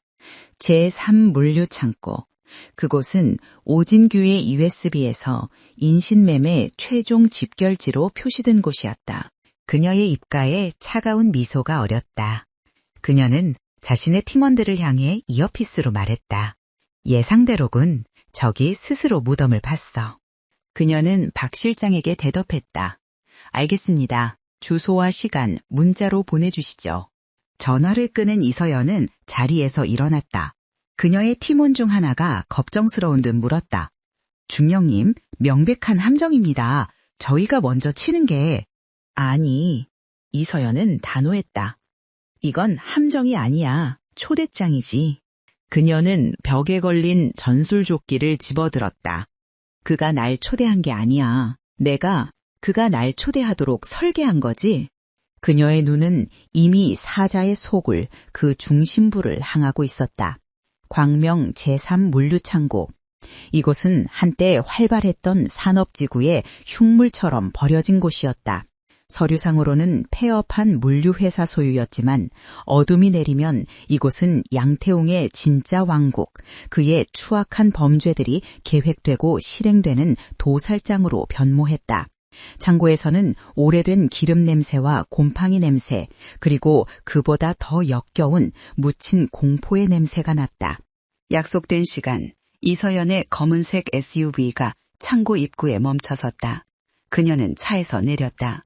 어젯밤 클럽에서의 검은 원키스도 평소의 필라테스복도 아니었다. 그녀는 기동성이 좋은 검은색 카고 팬츠와 몸에 붙는 터틀넥 스웨터를 입고 있었다. 위장은 끝났다. 그녀는 이 원장도 길 잃은 여자도 아닌 전사 본연의 모습으로 적의 심장부에 걸어 들어왔다. 물론 겉으로는 어떠한 무장도 보이지 않았다. 든르. 거대한 철제 셔터가 요란한 소리를 내며 조금 열렸다. 그녀가 몸을 숙여 들어갈 수 있을 만큼의 틈이었다. 이서연은 한치의 망설임도 없이 그 어두운 입구 속으로 몸을 숙여 들어갔다. 그녀가 들어서자마자 셔터는 굉음을 내며 다시 닫혔다. 쿵 하는 소리와 함께 그녀는 완벽하게 고립되었다. 내부는 거대했다. 축구장 절반만한 크기의 공간은 희미한 주황색 비상등 몇 개로만 밝혀져 있었다. 그리고 그 공간을 가득 메운 것은 짐승의 눈처럼 번뜩이는 수십 명의 남자들이었다. 그들은 쇠파이프, 야구방망이, 심지어 날카롭게 간 회칼을 손에 들고 이서연을 중심으로 반원형으로 둘러싸고 있었다. 최소 30명은 넘어 보였다. 그들의 시선 한가운데 창고 깊숙한 곳에는 컨테이너 박스를 쌓아 만든 임시 단상이 있었다. 그리고 그 위에는 마치 왕좌라도 되는 듯 크고 화려한 가죽 의자가 놓여 있었다. 양태웅. 그가 그곳에 앉아 있었다. 그는 값비싼 실크 가운을 걸치고 두꺼운 시가를 물고 있었다. 그의 옆에는 박 실장이 하얗게 질린 얼굴로 서 있었고 발에 붕대를 감은 김필성이 증오에 찬 눈으로 그녀를 노려보고 있었다. 양태웅은 연기를 길게 내뿜으며 마치 무대 위의 배우를 감상하듯 이서연을 내려다보았다. 양태웅이 낮은 웃음을 터뜨렸다. 그 웃음소리가 텅 빈 창고를 울렸다. 왔는가? 707 특임대 중령님. 그는 중령이라는 단어에 조롱의 악센트를 강하게 실었다. 이서연은 30명이 넘는 적들 앞에서도 마치 자신의 스튜디오에 서 있는 것처럼 평온했다. 그녀는 그들의 무기를 훑어보지도 양태웅의 조롱에 답하지도 않았다. 그녀는 천천히 그러나 당당하게 걸어 단상 앞으로 다가갔다. 그녀가 한 걸음 내디딜 때마다 조폭들은 긴장하며 한 걸음 물러섰다. 대단한 배짱이군. 양태웅이 턱짓으로 그녀를 멈춰 세웠다. 아니면 그냥 머리가 나쁜 건가? 여기가 어딘 줄 알고 감히 니년 혼자 기어들어와? 그는 의자에서 천천히 일어섰다. 그의 거대한 그림자가 이서연을 덮쳤다. 내가 이서연 중령에 대해 좀 알아봤지. 그가 그녀 주위를 천천히 돌며 말했다. 흑조, 블랙스완, 지랄하고 있네. 군대에서 별까지 달아주려던 년이라며? 아깝게 됐어. 이딴 쓰레기장 바닥에서 뒤지게 생겼으니. 그의 시선이 노골적으로 이서연의 몸을 훑었다. 군복 입은 자자는 처음 보는데 꽤 꼴리네. 근데 말이야, 이 중령. 그가 그녀의 바로 앞에서 멈춰섰다. 시가 연기가 그녀의 얼굴을 향해 뿜어졌다. 여자는 말이야, 군대가 아니라 그냥 막사에서 바느질이나 하는 게 어울려. 안 그래? 극단적인 모욕, 의도적인 젠더 비하였다. 김필성을 비롯한 조폭들이 저열한 웃음을 터뜨렸다. 그들은 그녀가 분노하거나 두려움에 떨거나 혹은 울부짖기를 바랐다. 하지만 이서연은 눈 하나 깜짝하지 않았다. 그녀의 귀에 꽂힌 초소형 이어피스에서는 팀원들의 긴박한 목소리가 들려오고 있었다. 중령님, 타겟의 저격수 2명, 3시, 9시 방향 컨테이너 상부의 위치, 진입조, 셔터 A, B에 대기 완료. 이서연은 이 모든 것을 들으면서 양태웅의 눈을 똑바로 바라봤다. 할 말이라는 게 그건가? 그녀의 침착함이 양태웅의 심기를 더욱 건드렸다. 그는 이 게임의 주도권을 자신이 쥐고 있음을 과시하고 싶었다. 그는 박 실장에게 손짓했다. 박 실장이 황급히 커다란 007 가방을 들고 와 그녀의 발밑에 던졌다. 철컥 소리와 함께 가방이 열렸다. 그 안에는 5만 원권 현금 다발이 가득 채워져 있었다. 자, 양태웅이 말했다. 이게 네가 말한 보상이다. 10억. 이걸로 네가 본 거, 들은 거, 그리고 네 그 잘난 후배 새끼 목숨값까지 다 퉁치는 거야. 그는 시가를 바닥에 비벼 껐다. 이 돈 들고 조용히 꺼져. 그리고 다신 내 구역에 나타나지 마. 그럼 네 년이 필라텍스인지 나발인지 계속하게 해줄 테니까. 어때? 군발이 월급보다는 훨씬 낫지? 그것은 회유이자 마지막 경고였다. 거절하면 죽음뿐이라는 선언이었다. 창고 안의 모든 시선이 이서연에게 향했다. 그녀는 발밑에 돈가방을 잠시 내려다보았다. 그리고는 천천히 고개를 들었다. 그녀의 입가에 아주 희미한 미소가 걸렸다. 감사합니다. 그녀가 말했다. 양태웅의 얼굴에 만족스러운 미소가 번졌다. 그래, 역시 돈 앞에서는. 하지만 이서연이 그의 날을 잘랐다. 전 돈을 받으러 온 게 아닙니다. 양태웅의 미소가 굳었다. 뭐라고? 이서연은 양태웅을 지나쳐 단상 위에 놓인 그의 휴대폰과 위성 전화기 등 통신 장비들을 바라보았다. 그리고는 다시 그를 돌아보며 그 미소를 더 깊게 지었다. 배달하러 왔습니다. 김필성이 그 말에 움찔했다. 어젯밤 클럽에서 들었던 바로 그 말이었다. 양태웅은 이 상황을 이해하지 못했다. 배달? 이 미친년이. 죽기 전에 정신이 나갔나? 니년이 뭘 배달한다는 거야? 이서연은 자신의 손목시계를 내려다보았다. 정확히 약속된 시간이었다. 당신들의 처참한 최후.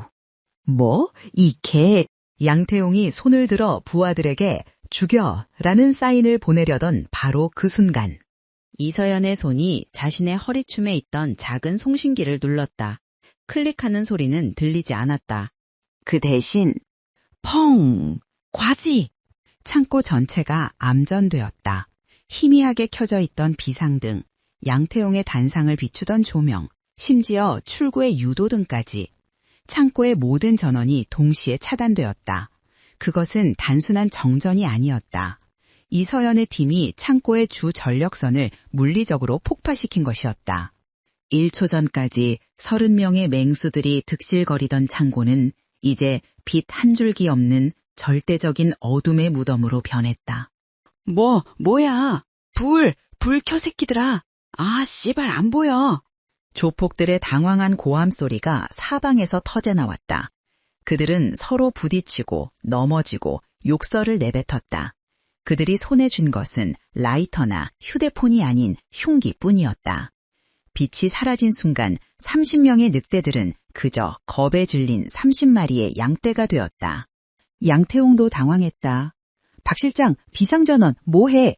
하지만 이서연은 당황하지 않았다. 그녀는 눈을 감았다. 그리고 다시 떴다. 그녀가 착용하고 있던 것은 평범한 콘택트 렌즈가 아니었다. 707 연구실에서 극비리에 개달한 야간 전술용 적외선 렌즈였다. 그녀의 시야가 푸른색으로 바뀌면서 어둠 속 모든 것들이 열감지 영상으로 선명하게 보이기 시작했다. 그녀의 눈앞에는 겁에 질려 허우적거리는 30개의 밝은 열원이 있었다. 그녀는 어둠 속에서 자신의 칠흑 같은 머리카락을 단단히 묶어 올렸다. 그녀의 귓속에서는 팀장의 마지막 보고가 들려왔다. 블랙 스완, 무대가 준비되었습니다. 사냥을 시작하십시오. 이서연은 자신의 주머니에서 군용 단검 2자루를 꺼내 양손에 역수로 고쳐주었다. 그리고는 가장 가까이에 있는 열원을 향해 소리 없는 그림자처럼 미끄러져 들어갔다. 빛 한 줄기 없는 절대적인 암흑이었다. 거대한 창고를 채우고 있던 최소한의 비상등마저 꺼진 순간 30명이 넘는 흉포한 늑대들은 방향 감각을 잃은 사냥감으로 전락했다. 양태용이 구축한 강철의 왕국은 1초 만에 심연의 무덤이 되었다. 뭐야? 씨발, 이게 무슨 일이야? 불 켜, 이 새끼들아. 누가 전원 내렸어. 아무것도 안 보여. 젠장. 공황 상태에 빠진 조폭들의 고함 소리가 창고 사방에서 울려 퍼졌다. 그들은 서로 부딪혔고 균형을 잃고 넘어졌으며 보이지 않는 공포에 질려 손에 쥔 쇠파이프와 칼을 허공에 마구 휘둘렀다. 챙강, 퍽, 흉기들이 서로 부딪히는 소리, 동료를 잘못 가격하는 소리가 혼돈을 가중시켰다. 그들 중 단 한 사람, 양태웅만이 단상위 왕좌에서 이 모든 것을 듣고 있었다. 그는 본능적인 위험을 감지하고 소리쳤다. 당황하지 마. 핸드폰. 다들 핸드폰 불빛이라도 켜. 그리고 전연부터 잡아. 하지만 그의 명령은 칠흑 같은 어둠과 공포의 아우성에 묻혀버렸다. 몇몇이 허둥지둥 주머니에서 휴대폰을 꺼내려 했지만 그들은 너무 늦었다. 그들의 혼란과 완벽하게 대조적으로 이서연은 고요했다. 그녀의 눈이 닫혔다가 다시 열렸다. 군용 전술 렌즈가 활성화되자 그녀의 시야는 칠흑 같은 어둠 대신 푸르스름한 열 감지 영상으로 채워졌다. 그녀의 눈앞에 공포에 질려 발버둥치는 30개의 밝은 주황색 열원이 선명하게 보였다. 그들은 더 이상 맹수가 아니었다. 그저 겁에 질린 채 흩어져 있는 명확한 표적일 뿐이었다. 그녀의 귀에 꽂힌 이어피스에서 팀장의 냉정한 목소리가 흘러나왔다. 3시 9시 방향 저격수 제거 완료. 중령님, 무대가 준비되었습니다. 이서연은 양손에 역수로 쥐고 있던 2자루의 군용 단검을 고쳐쥐었다. 칼날은 살상이 아닌 제압을 위한 것이었다. 그녀의 몸이 소리 없이 움직이기 시작했다. 그녀는 춤을 추는 흑조, 블랙스원처럼, 그러나 죽음의 그림자처럼 어둠 속으로 스며들었다.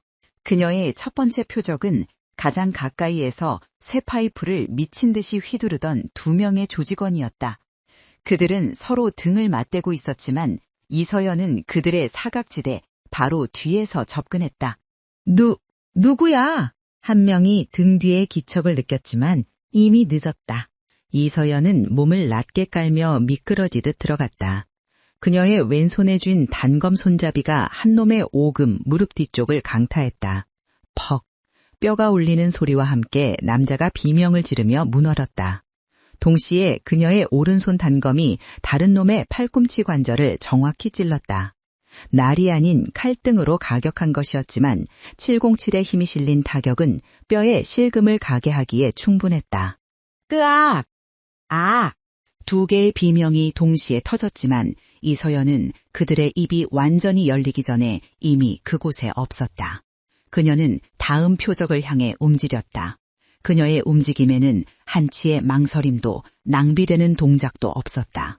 모든 것은 수천 번 반복 훈련된 CQC 근접 전투술의 교본 그 자체였다. 벽으로 붙어! 이 씨발 새끼들아, 흩어지지 마! 팔에 붕대를 감은 김필성이었다. 그는 비록 한쪽 팔을 잃었지만 전투 경험은 남아있었다. 그는 본능적으로 어둠 속에서 조직을 추스리려 했다. 그는 남은 한 손으로 칼을 쥐고 벽을 더듬었다. 전연을 찾아! 전연은 혼자야! 이서연은 그 목소리를 향해 방향을 틀었다. 그녀는 김필성을 특별히 마지막까지 남겨둘 생각이었지만 그가 조직을 재정비하려는 순간 그는 가장 먼저 제거해야 할 지휘부가 되었다. 형님, 여깁니다. 한 조직원이 김필성 쪽으로 다가갔다. 그 순간 이서연이 그들 사이에 끼어들었다. 다가오던 조직원의 목덜미를 손날로 강타해 의식을 끊어버린 이서연은 곧바로 김필성의 앞에 섰다. 김필성은 자신에게 다가온 것이 부하인 줄 알고 소리쳤다. 불 없어? 라이터라도. 대답 대신 그의 남은 멀쩡한 왼팔 손목에 강철 같은 악력이 느껴졌다. 이서연이 그의 손목을 낚아챈 것이었다. 너. 김필성은 그제야 상대방의 정체를 깨달았지만 이미 늦었다. 이서연은 그의 손목을 꺾는 대신 그대로 끌어당기며 자신의 어깨를 그의 겨드랑이 사이에 넣었다. 그리고는 지렛대의 원리를 이용해 그의 몸을 들어 올렸다. 크헉! 김필성의 거대한 몸이 공중에 떴다가 그의 멀쩡했던 왼쪽 어깨부터 바닥으로 내동댕이 쳐졌다. 우드득! 끔찍한 소리와 함께 그의 어깨 관절이 완전히 탈구되었다. 끄아! 김필성은 양팔을 모두 잃은 채 바닥을 굴렀다. 이서연은 그를 내려다보지도 않고 이미 다음 열원을 향해 몸을 날린 후였다. 30대 1. 그러나 그것은 싸움이 아니었다. 일방적인 사냥이었다. 이서연은 창고 내부를 유령처럼 배회했다. 그녀는 소리를 내지 않았다. 소리를 내는 것은 오직 제압당하는 조직원들 뿐이었다. 퍽! 단검 손잡이로 턱 관절을 가격하는 소리. 뚜둑! 무릎 관절을 발로 걷어차 역방향으로 꺾는 소리. 턱! 기도를 압박해 숨을 끊는 소리. 콰직! 팔꿈치를 잡아 쇠기둥에 부딪히게 하는 소리. 비명은 점점 줄어들었다. 공포가 그들의 목소리마저 앗아갔기 때문이다. 그들은 이제 적을 찾아 싸우는 것이 아니라 보이지 않는 죽음의 사신으로부터 도망치기 위해 발버둥 쳤다. 그들은 출입구를 향해 기어갔지만 이미 이서연의 팀이 밖에서 셔터를 용접해버린 뒤였다. 창고는 완벽한 밀실이 되었다. 단상 위의 양태홍은 이 모든 과정을 소리로만 듣고 있었다. 처음에는 분노에 차 소리를 지르던 그였지만 30명의 장정이 내지르는 비명이 하나씩 또 하나씩 침묵 속으로 사라지는 것을 들으며 그의 얼굴은 점차 백지장처럼 하얗게 질려갔다. 그는 떨리는 손으로 자신의 황금색 라이터를 꺼내 켰다. 찰칵! 작은 불꽃이 그의 얼굴 앞을 밝혔다. 그 순간 쉭! 무언가 바람을 가르는 소리가 들렸다. 팍! 라이터를 쥔 그의 손등이 단상 기둥에 이서연의 단검 한 자루가 정확히 박혔다. 그의 손등 피부가 살짝 찢어져 피가 흘렀다. 흐이! 양태웅은 비명을 지르며 라이터를 떨어뜨렸다. 불빛이 사라지고 창고는 다시 암흑에 잠겼다. 그는 깨달았다. 저 여자는 어둠 속에서 모든 것을 보고 있다. 살려줘. 박 실장, 김필성, 이 개새끼들아, 나 좀 지켜.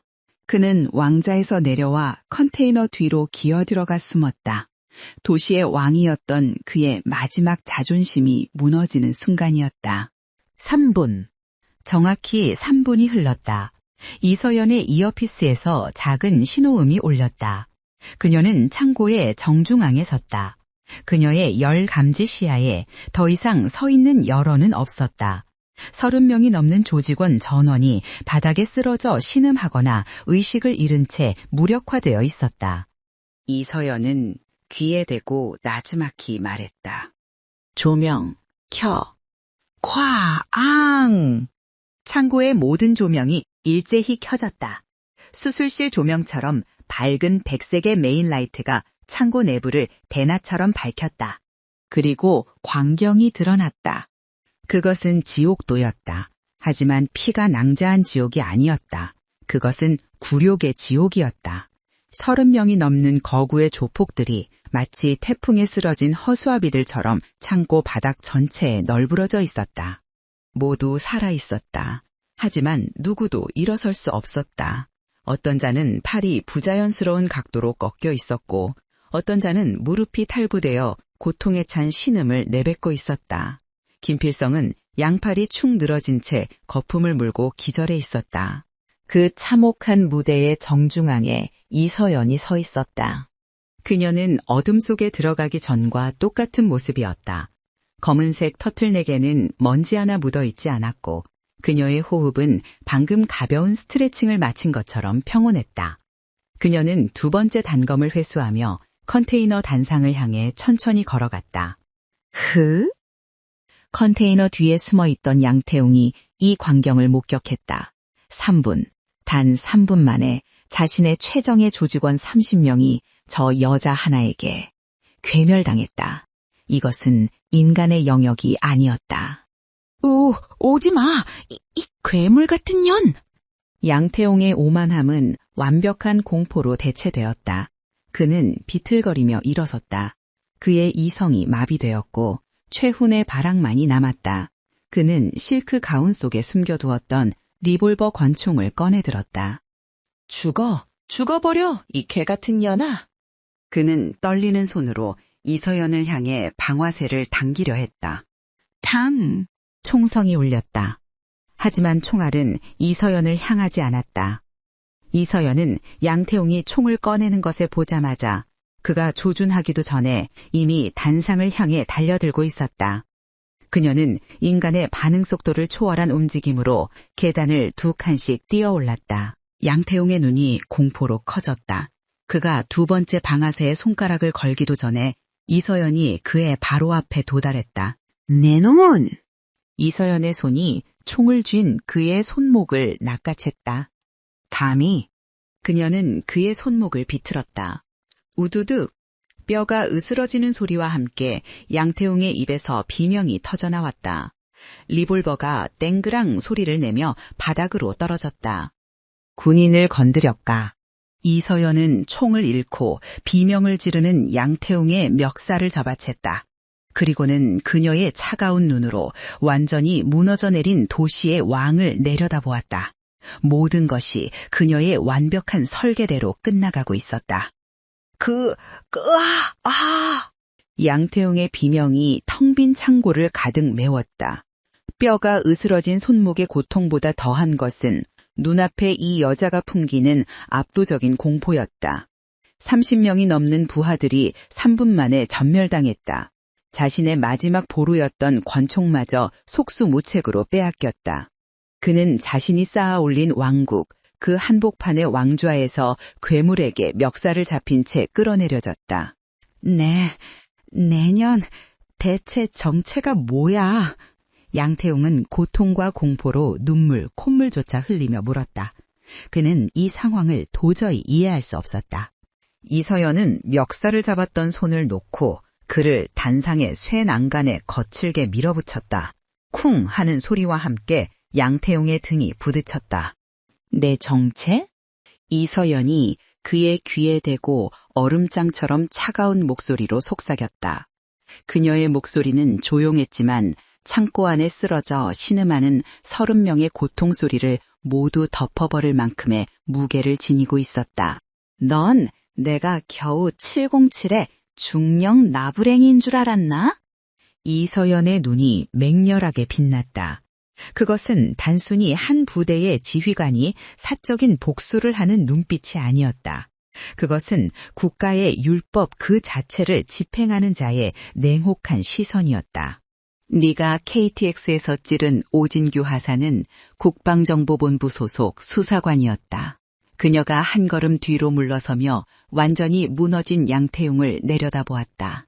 네 놈은 단순한 조폭을 건드린 게 아니야. 너는 대한민국의 안보를 위협했다. 안보? 그게 무슨 개소리야. 양태용은 고통 속에서도 발악했다. 고작 군바리 새끼 하나 죽이려던 게 무슨 안보? 고작? 이서연의 목소리에 처음으로 분노라는 감정이 실렸다. 니놈이 밀매하던 그 물건들, 니놈이 세탁하던 그 검은 돈, 그 모든 게 대한민국의 국방정보와 얽혀 있었다. 오 하사는 그걸 파고 있었던 거다. 니놈의 거대한 범죄가 국가 안보에 구멍을 뚫고 있었다고. 이서연의 말이 창고 안을 쩌렁쩌렁 울렸다. 양태용은 순간 말문이 막혔다. 그는 어렴풋이 짐작하고 있었다. 오진규가 파고 있던 것이 자신의 단순한 사업이 아님을. 하지만 그것이 국가 안보라는 거창한 이름으로 불릴 줄은 몰랐다. 그러나 양태용은 이대로 무너질 수 없었다. 그는 이 도시의 왕이었다. 그에게는 마지막 카드가 남아있었다. 하하하하. 그가 갑자기 미친 사람처럼 웃기 시작했다. 국가안보? 707 중령? 그래, 니년 말이 다 맞다고 치자. 그는 피가 흐르는 부러진 손목을 애써 들어 올리며 실크 가운 안주머니를 더듬었다. 그는 멀쩡한 왼손으로 피에 젖은 위성전화를 꺼내 들었다. 근데 어쩔 거냐? 그가 이서연을 향해 비열하게 웃었다. 네가 날 잡아? 네가 지금 여기서 날 죽이기라도 할 건가? 니년이 아무리 날고 기어도 넌 군인이야. 법대로 해야지. 안 그래? 그는 고통을 참으며 전화기의 단축 버튼 1번을 길게 눌렀다. 이 전화 누군지 알아? 그가 승리감에 도취되어 말했다. 청와대. 아니, 지금은 용산인가? 아무튼 이 나라에서 제일 높은 곳에 계신 어르신 전화번호야. 이 전화 한 통이면 니년이 707 중령 하랩이라도 당장 내일 군복 벗고 저기 남쪽 갯벌에서 굴이나 까야 돼. 알겠어, 이 미친년아? 그는 이서연이 당황하거나 분노하거나 혹은 두려워하며 자신을 막을 것이라 예상했다. 그것이 그가 평생 사용해온 힘의 논리였다. 법 위에 군림하는 인맥의 힘. 하지만 이서연은 그를 막지 않았다. 그녀는 그저 팔짱을 낀 채 모든 것을 지켜보고 있었다. 그 모습은 너무나도 평온해서 오히려 양태웅을 불안하게 만들었다. 왜 안 와봐? 해봐. 이서연이 짧게 말했다. 너? 전화해보라고. 이서연의 입가에 차가운 미소가 어렸다. 네가 말하는 그 어르신에게 지금 당장. 양태웅은 순간 망설였다. 이 여자의 자신감은 대체 어디서 나오는 것인가? 하지만 그는 다른 선택지가 없었다. 그는 침을 삼키고 전화가 연결되기를 기다렸다. 뚜 신호음이 창고 안에 울려 퍼졌다. 지금 거신 번호는 없는 번호입니다. 다시 한번 확인하시고 차가운 기계음만이 돌아왔다. 양태용의 얼굴이 하얗게 굳었다. 뭐야, 잘못 눌렀나? 그는 떨리는 손으로 다시 번호를 눌렀다. 결과는 같았다. 지금 거신 번호는 없는 번호입니다. 아닐 리가 없어. 이럴 리가 없어. 이 개새끼가 내 전화를 안 받아? 그는 다른 번호를 눌렀다. 검찰총장, 경찰청장, 그가 아는 모든 라인이었다. 하지만 돌아오는 것은 기계음이거나 혹은 영원히 연결되지 않는 신호음뿐이었다. 왜 아무도?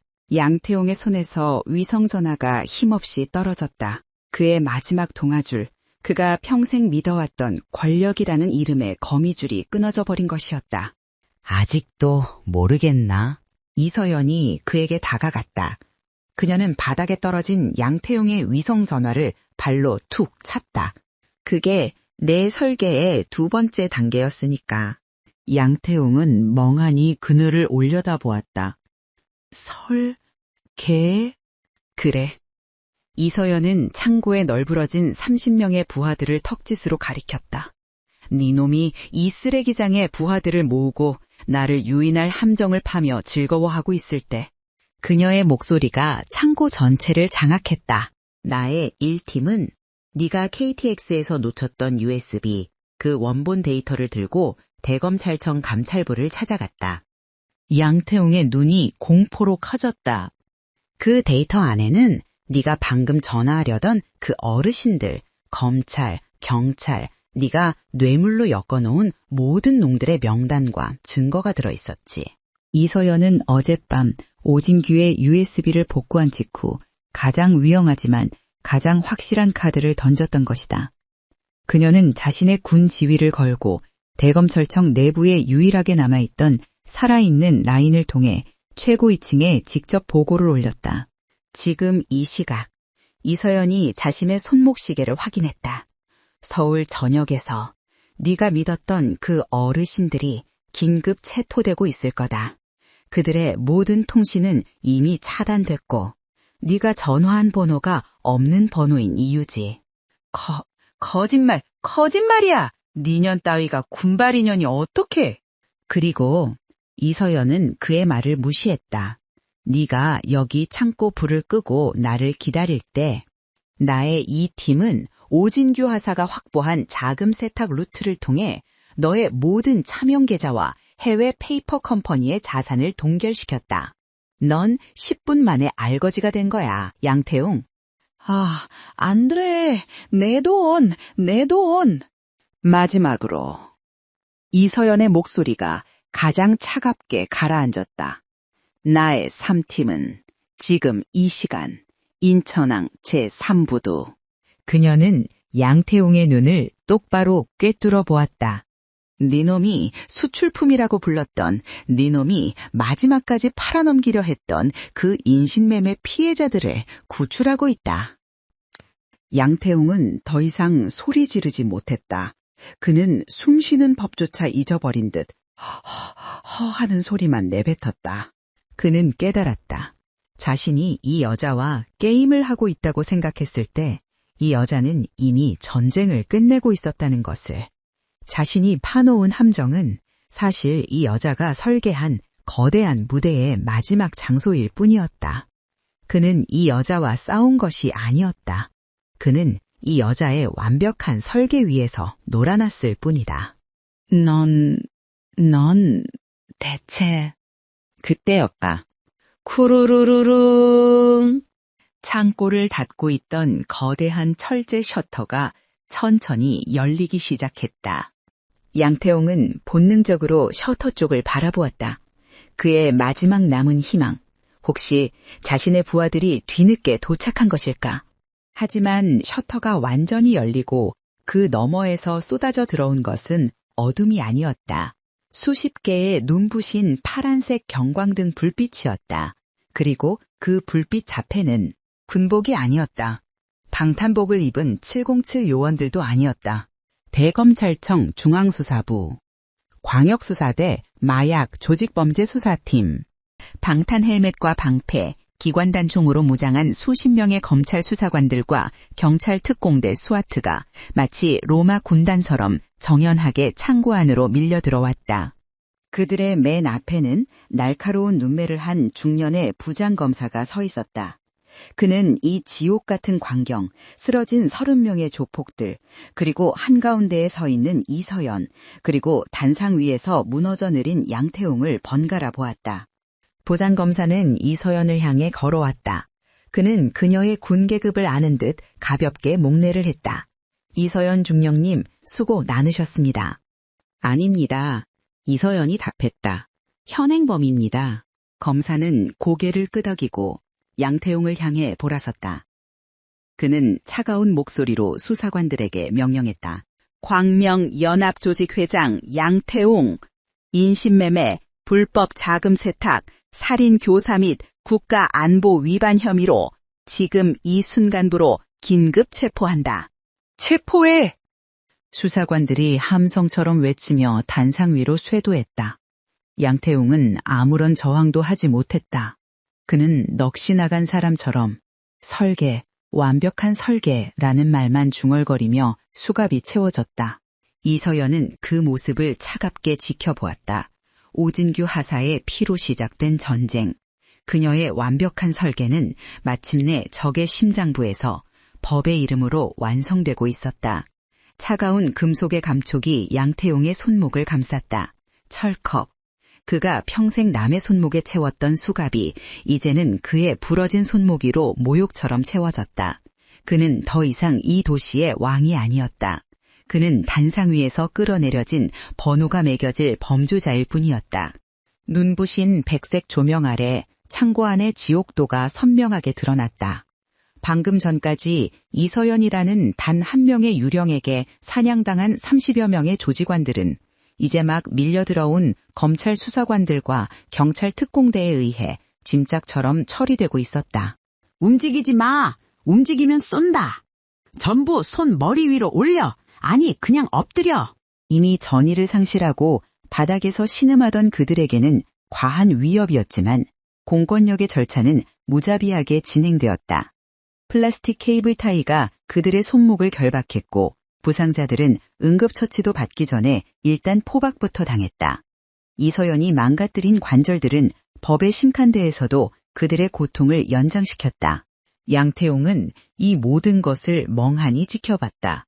그의 머릿속은 하얗게 타버린 재화 같았다. 설계, 그 한 단어가 그의 뇌를 마비시켰다.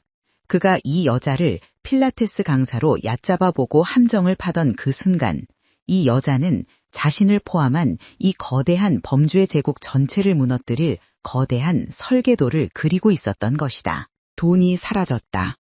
인천항의 수출품도 사라졌다.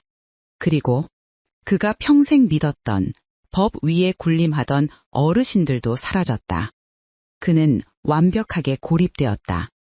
이 거대한 창고는 그가 스스로 걸어 들어온 거대한 덫의 마지막 종착역이었다.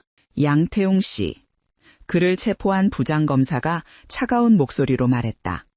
묵비권을 행사할 수 있으며 변호사를 선임할 권리가.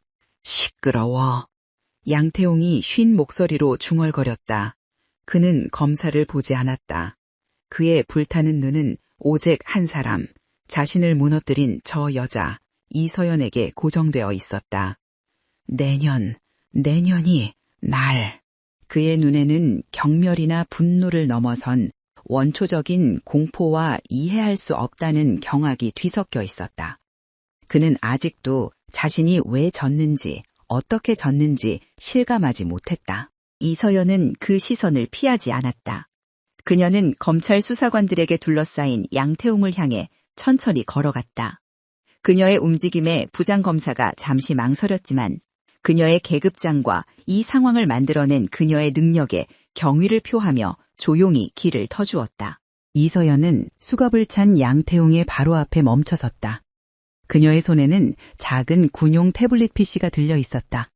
그것은 그녀가 어둠 속에서 작전을 수행할 때 사용했던 것과 같았다. 왜 나지?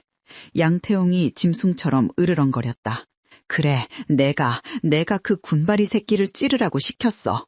하지만 그것 때문에 이 모든 것을, 이 거대한 제국을 무너뜨릴 수 있다고. 네 년이 뭔데? 고작 그 새끼가 네 후배라는 이유 하나만으로. 그는 아직도 이 모든 것이 사적인 복수라고 믿고 싶었다. 그것이 그나마 그가 이해할 수 있는 유일한 패배의 이유였다. 사적인 복수? 이서연의 입가에 처음으로 경멸에 가까운 냉소가 스쳤다. 아니, 넌 네가 왜 무너졌는지 아직도 모르는군. 그녀는 양태웅의 눈앞에 태블릿을 들어 올렸다. 화면이 켜지자 익숙한 얼굴이 나타났다. 칼자국 김필성이었다. 임페리얼 클럽에서 체포된 후 지금은 검찰 조사실의 하얀 벽을 배경으로 앉아 있었다. 이 개새끼가. 양태웅은 김필성이 자신을 배신했음을 직감했다. 조용히. 이서연이 재생 버튼을 눌렀다. 병상 속의 김필성은 클럽에서의 오만함은 온데간데 없고 완전히 겁에 질려 덜덜 떨고 있었다. 그는 부러진 팔을 붙잡고 검사의 신문에 모든 것을 쏟아내고 있었다. 그게 회장님이 시키신 겁니다. 저는 그냥 가방만 뺏으려고 했는데. 가방만. 영상 속 검사의 목소리가 날카롭게 파고들었다. 오진규 하사는 복부에 치명상을 입었다. 단순 강도치상이 아니야. 살인 미수다. 네가 뒤집었을 건가? 아닙니다. 억울합니다. 회장님이 마무리하라고 하셨습니다. 그 새끼 이름이 오진규라는 걸 들으시고는 회장님이 갑자기 웃으시면서. 양태웅의 얼굴이 미세하게 굳어졌다. 김필성은 울먹이며 계속 짓거렸다. 회장님이 오 씨라 혹시 애비 이름이 오경환인지 알아보라고 하셨습니다. 맞다고 하니까 회장님이 시 포에틱하다고 시적이라고 하셨습니다. 이서연은 양태웅의 눈을 똑바로 바라보았다. 양태웅의 동공이 지진처럼 흔들리기 시작했다. 20년 전에 회장님이 광명에서 처음 자리 잡으실 때 유일하게 깡으로 버티던 오경환이라는 중소기업 사장이 있었답니다. 회장님께 돈 대주는 걸 거부하고 끝까지 개기다가 결국 회장님 계략에 넘어가서 회사 부도나고 빚더미에 앉아서 KTX 선로에 뛰어들어 자살했다고.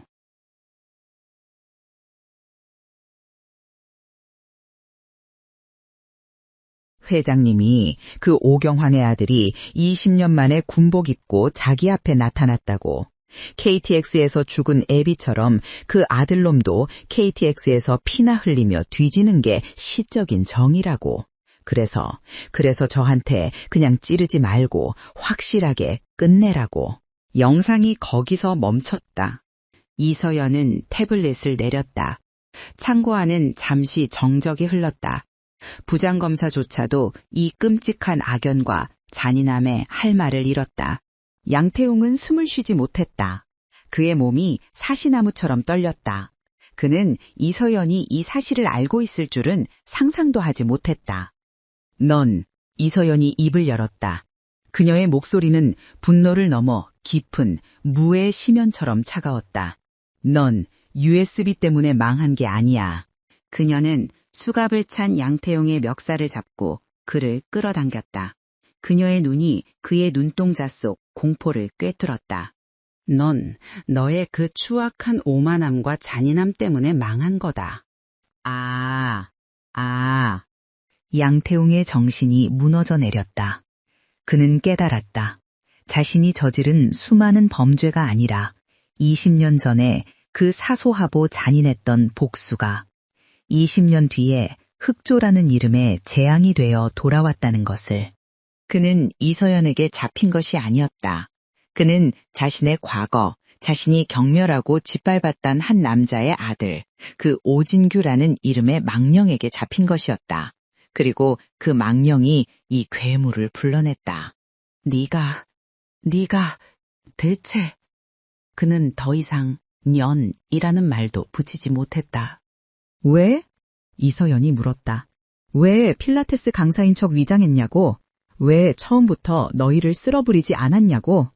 그녀는 양태웅을 밀쳐냈다. 네가 김필성을 클럽에 보냈기 때문이다. 네가 UDT 용병들을 내 스튜디오에 보냈기 때문이다. 네가 감히 이 창고로 나를 초대했기 때문이다. 내 설계는 네가 가진 모든 것을 네 스스로 내놓게 만드는 것이었다. 돈, 조직, 그리고 네 놈의 그 썩어 빠진 인맥까지. 이서연은 네가 가진 모든 패를 스스로 테이블 위에 올려놓고 그것이 모두 썩은 배임을 네 눈으로 확인하게 만들었다. 이 악마 같은. 양태웅은 무릎을 꿇었다. 그는 더 이상 서 있을 힘이 없었다. 그는 자신의 손으로, 자신의 오만함으로, 자신의 제국을 무너뜨린 왕이 되었다. 그는 체포된 것이 아니었다. 그는 파멸했다. 부장검사가 수사관들에게 턱짓을 했다. 끌고 가. 수사관 2명이 넋이 나간 양태웅의 양팔을 잡아 일으켜 세웠다. 그는 더 이상 저항하지 않았다. 그는 영혼이 빠져나간 껍데기처럼 실크 가운을 질질 끌며 셔터 밖으로 끌려나갔다. 그가 마지막으로 창고를 떠나기 전 그는 본능처럼 고개를 돌렸다. 자신을 파멸시킨 그 여자를 보기 위해서였다. 그의 눈에는 이제 분노나 공포가 아니었다. 그것은 완벽한 무였다. 그는 모든 것을 잃었다. 이서연은 그 마지막 시선을 차갑게 받아냈다. 그녀는 더 이상 그에게 어떤 감정도 느끼지 않았다. 그녀는 그저 자신의 완벽한 설계가 성공적으로 끝났음을 확인했을 뿐이다. 그녀는 끌려나가는 양태웅의 등 뒤에 대고 오직 그만이 들을 수 있는 마지막 한마디를 던졌다. 이건 오진규 하사를 위한 것이다. 그녀는 잠시 숨을 골랐다. 창고 밖으로 새벽의 푸른 빛이 밀려 들어오고 있었다. 그리고 내 놈이 평생 경멸하고 짓밟아왔던 그 모든 약한 이들을 위한 것이기도 하지. 양태웅의 모습은 셔터 너머 요란하게 번쩍이는 파란색과 빨간색 경광등의 불빛 속으로 완전히 사라졌다. 도시의 왕, 그의 처참한 최후였다. 새벽의 푸른 빛이 거대한 창고 셔터 너머로 스며들었다. 그것은 마치 지옥의 문이 열리고 차가운 현실의 빛이 쏟아져 들어오는 것과 같았다. 양태웅이 짐승처럼 끌려나간 자리에는 그가 흘린 식은땀과 공포의 냄새만이 남아있었다. 창고 내부는 이제 완벽한 공권력의 영역이 되었다. 부장검사의 지휘 아래 수십 명의 수사관과 경찰 특공대가 일사분란하게 움직였다. 이서연이 3분 만에 제압해버린 30여 명의 조직원들은 이제 증거물처럼 바닥에 널브러져 있었다. 구급차 더 불러. 여기 부상자들 전부 병원으로 이송해. 단 한 놈도 놓치지 마. 신원 확인, 전부 신원 확인하고 병원에 도착하는 즉시 구속영장 집행할 수 있게 준비해. 수사관들의 고함 소리가 쩌렁쩌렁 울렸다. 그들의 얼굴에는 경이로움과 당혹감이 동시에 서려 있었다. 그들은 피비린내 나는 격전지를 예상했지만 이곳은 달랐다. 사망자는 단 한 명도 없었다. 하지만 30명 전원이 완벽하게 무력화되어 있었다. 팔이 부러진 놈, 다리 관절이 탈구된 놈, 턱이 깨진 놈, 모두 치명상은 피했지만 극심한 고통 속에서 다시는 흉기를 잡지 못할 것이라는 공포를 뼈저리게 느끼고 있었다. 이것은 단순한 제압이 아니었다. 외과 수술처럼 정확하고 잔인할 정도로 효율적인 해체 작업이었다. 부장검사는 이 모든 광경의 중심에 여전히 평온하게 서 있는 이서연을 바라보았다. 그는 수많은 현장을 지휘해왔지만 이런 작품은 처음 보았다. 저 여자 혼자서 이 거대한 범죄 조직의 심장을 멈춰버렸다. 이서연 중령님, 그가 이서연에게 다가가며 나지막이 말했다. 그의 목소리에는 깊은 경외심이 묻어 있었다. 중령님의 설계가 아니었다면 이 정도 규모의 범죄를 뿌리 뽑는 것은 불가능했을 겁니다. 이서연은 단상에서 내려오며 짧게 답했다. 저는 군인의 일을 했을 뿐입니다, 검사님. 나머지는 검찰의 몫입니다. 그녀는 양태용의 왕자 밑에 숨겨져 있던 작은 금고에서 꺼낸 마지막 데이터 칩을 그에게 건넸다. 그것은 양태용의 비밀 장부, 그가 그토록 믿었던 어르신들과의 모든 거래 원본이었다. 이것으로 마지막 퍼즐이 맞춰질 겁니다. 부장검사는 데이터 칩을 받아들고 무겁게 고개를 끄덕였다. 감사합니다. 아니, 수고하셨습니다, 중령님. 국가를 대신해. 수고는 이서연이 그의 말을 가로막았다. 제 후배가 했습니다. 그녀는 더 이상 이곳에 볼 일이 없다는 듯 돌아섰다. 요란한 사이렌 소리, 수사관들의 고함 소리, 조직원들의 신음소리를 뒤로 한 채 그녀는 새벽의 어스름 속으로 유유히 사라졌다. 그 누구도 감히 그녀를 붙잡거나 그녀의 이름을 묻지 못했다. 흑조는 임무를 완수했고 다시 그림자 속으로 돌아갔다. 그로부터 이틀 뒤 광명한국대학병원 중환자실, 오진규 하사는 끔찍했던 악몽에서 천천히 눈을 떴다. 숨을 쉴 때마다 복부 전체가 불에 타는 듯한 고통을 호소했지만 그는 살아있었다.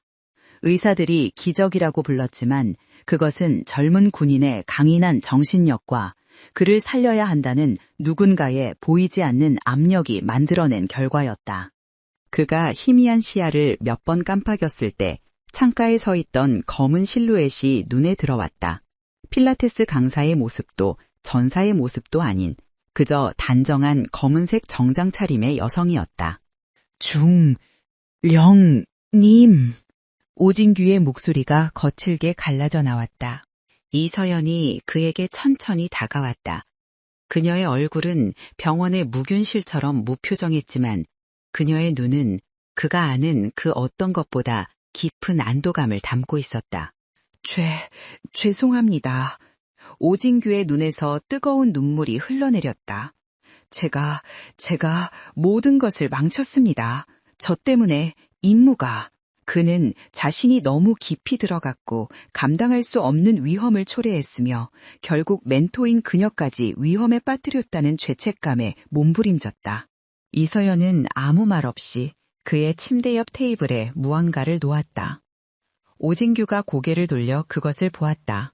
사과나 과일 가구니가 아니었다. 그의 피가 묻어있던, 그러나 지금은 깨끗하게 닦인 그의 국방정보본부 신분증이었다. 아니, 이서연이 마침내 입을 열었다. 그녀의 목소리는 낮고 단호했다.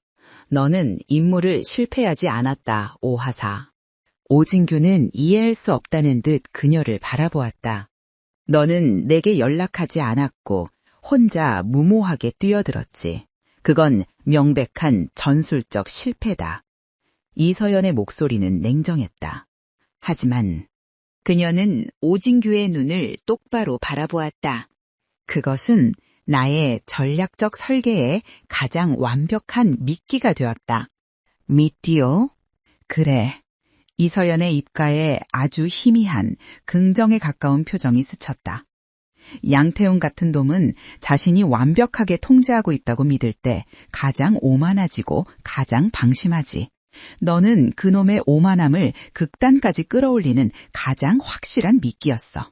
그녀는 오진규가 목숨을 걸고 지켜낸 USB가 어떻게 양태웅의 제국을 무너뜨렸는지, 그가 20년 전 악연으로 오진규를 죽이려 했던 그 오만함이 어떻게 그의 발목을 잡았는지, 그녀의 설계가 어떻게 완성되었는지 천천히 설명했다. 양태웅은 체포됐다. 광명연합은 해체됐고 조직원 60여 명 전원 구속됐다. 네가 그토록 잡고 싶어 했던 그에게 뇌물을 받은 정치인, 검찰, 경찰 간부 12명 전원 긴급 체포되어 조사를 받고 있다. 이서연은 잠시 숨을 골랐다. 그리고 인천항에서 구출된 인신매매 피해자 34명 전원 무사히 본국으로 돌아갈 준비를 하고 있다. 오진규는 흐느끼기 시작했다. 그것은 고통 때문이 아니었다. 죄책감 때문도 아니었다. 그것은 자신의 희생이 헛되지 않았다는, 그 모든 것을 완수했다는 안도감이었다. 너는 실패하지 않았어. 이서연이 그의 어깨를 가볍게 두드렸다. 그녀의 손길은 따뜻했다. 너는 네가 할 수 있는 최선을 다했고 그 덕분에 우리가 이길 수 있었다. 잘했다, 오하사. 중령님. 이제 푹 쉬어. 이서연은 자리에서 일어났다. 국가는 자신의 임무를 완수한 군인을 잊지 않는다. 빨리 회복해. 복귀하면 전술에 대해 처음부터 다시 가르쳐주겠다. 그것은 이서연이 할 수 있는 가장 따뜻한 격려였다. 오진규는 눈물 속에서 처음으로 환하게 웃었다. 이서연은 그의 미소를 확인하고 조용히 병실을 나섰다.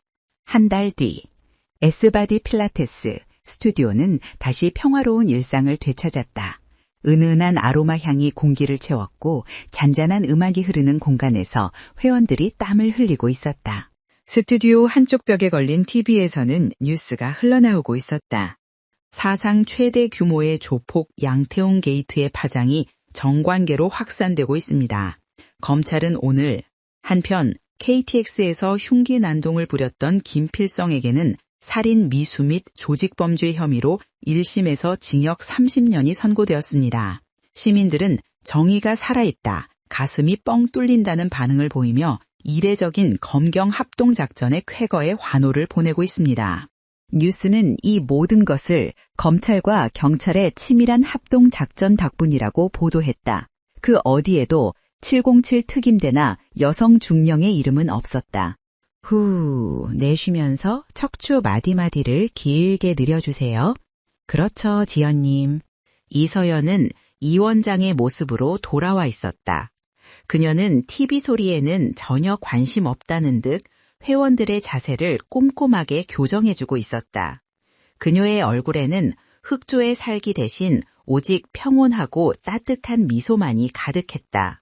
수업이 끝나고 회원들이 돌아간 뒤 스튜디오의 문이 조심스럽게 열렸다. 20대 초반으로 보이는 한 여성이 잔뜩 겁에 질린 눈으로 안을 살피고 있었다. 그녀의 팔에는 희미한 멍자국이 남아있었다. 여기가 운동 가르쳐주는 곳 맞나요? 그녀의 목소리는 작고 떨렸다. 이서연은 그 여성을 바라보았다. 그녀는 그 여성의 눈에서 양태웅의 창고에서 구출된 피해자들의 공포를 보았다. 이서연은 세상에서 가장 따뜻한 미소를 지으며 그녀에게 다가갔다. 네, 맞습니다. 그녀가 여성의 손을 부드럽게 잡아주었다. 여긴 강해지고 싶은 분들이 오시는 곳이에요. 저도 강해질 수 있을까요? 물론이죠. 이서연이 그녀를 리포머 기구로 이끌었다. 진짜 힘은 소리 지르는 게 아니에요. 자신의 중심을 잡고 꿋꿋하게 버티는 데서 나오죠. 이서연이 시범을 보였다. 그녀의 우아하고 통제된 움직임은 그 자체로 완벽한 힘의 증명이었다. 자, 호흡부터 천천히 시작해볼까요? 후, 흑조는 다시 그림자 속에 머물렀지만 이서연이라는 이른의 빛은 가장 약한 이들을 지키기 위해 그 자리에서 가장 밝게 빛나고 있었다. 카메라가 이서연의 평온한 미소를 비추며 서서히 멀어진다. 화면이 검게 변하고 자막이 떠오른다. 오늘 이야기는 여기까지입니다. 707 특임대 여중령의 완벽한 복수극 어떻게 보셨나요? 여러분의 가슴을 뻥 뚫어준 사이다 순간은 어디였나요? 어둠 속에서 30명을 제압하던 그 순간? 아니면 양태웅이 자신의 백에게 버림받던 그 순간이었나요? 여러분의 생각을 댓글로 남겨주세요. 그리고 오늘의 이야기가 통쾌하셨다면 좋아요와 구독 버튼 잊지 마세요. 저희는 더 강력하고 더 통쾌한 사이다 이야기로 돌아오겠습니다. 감사합니다.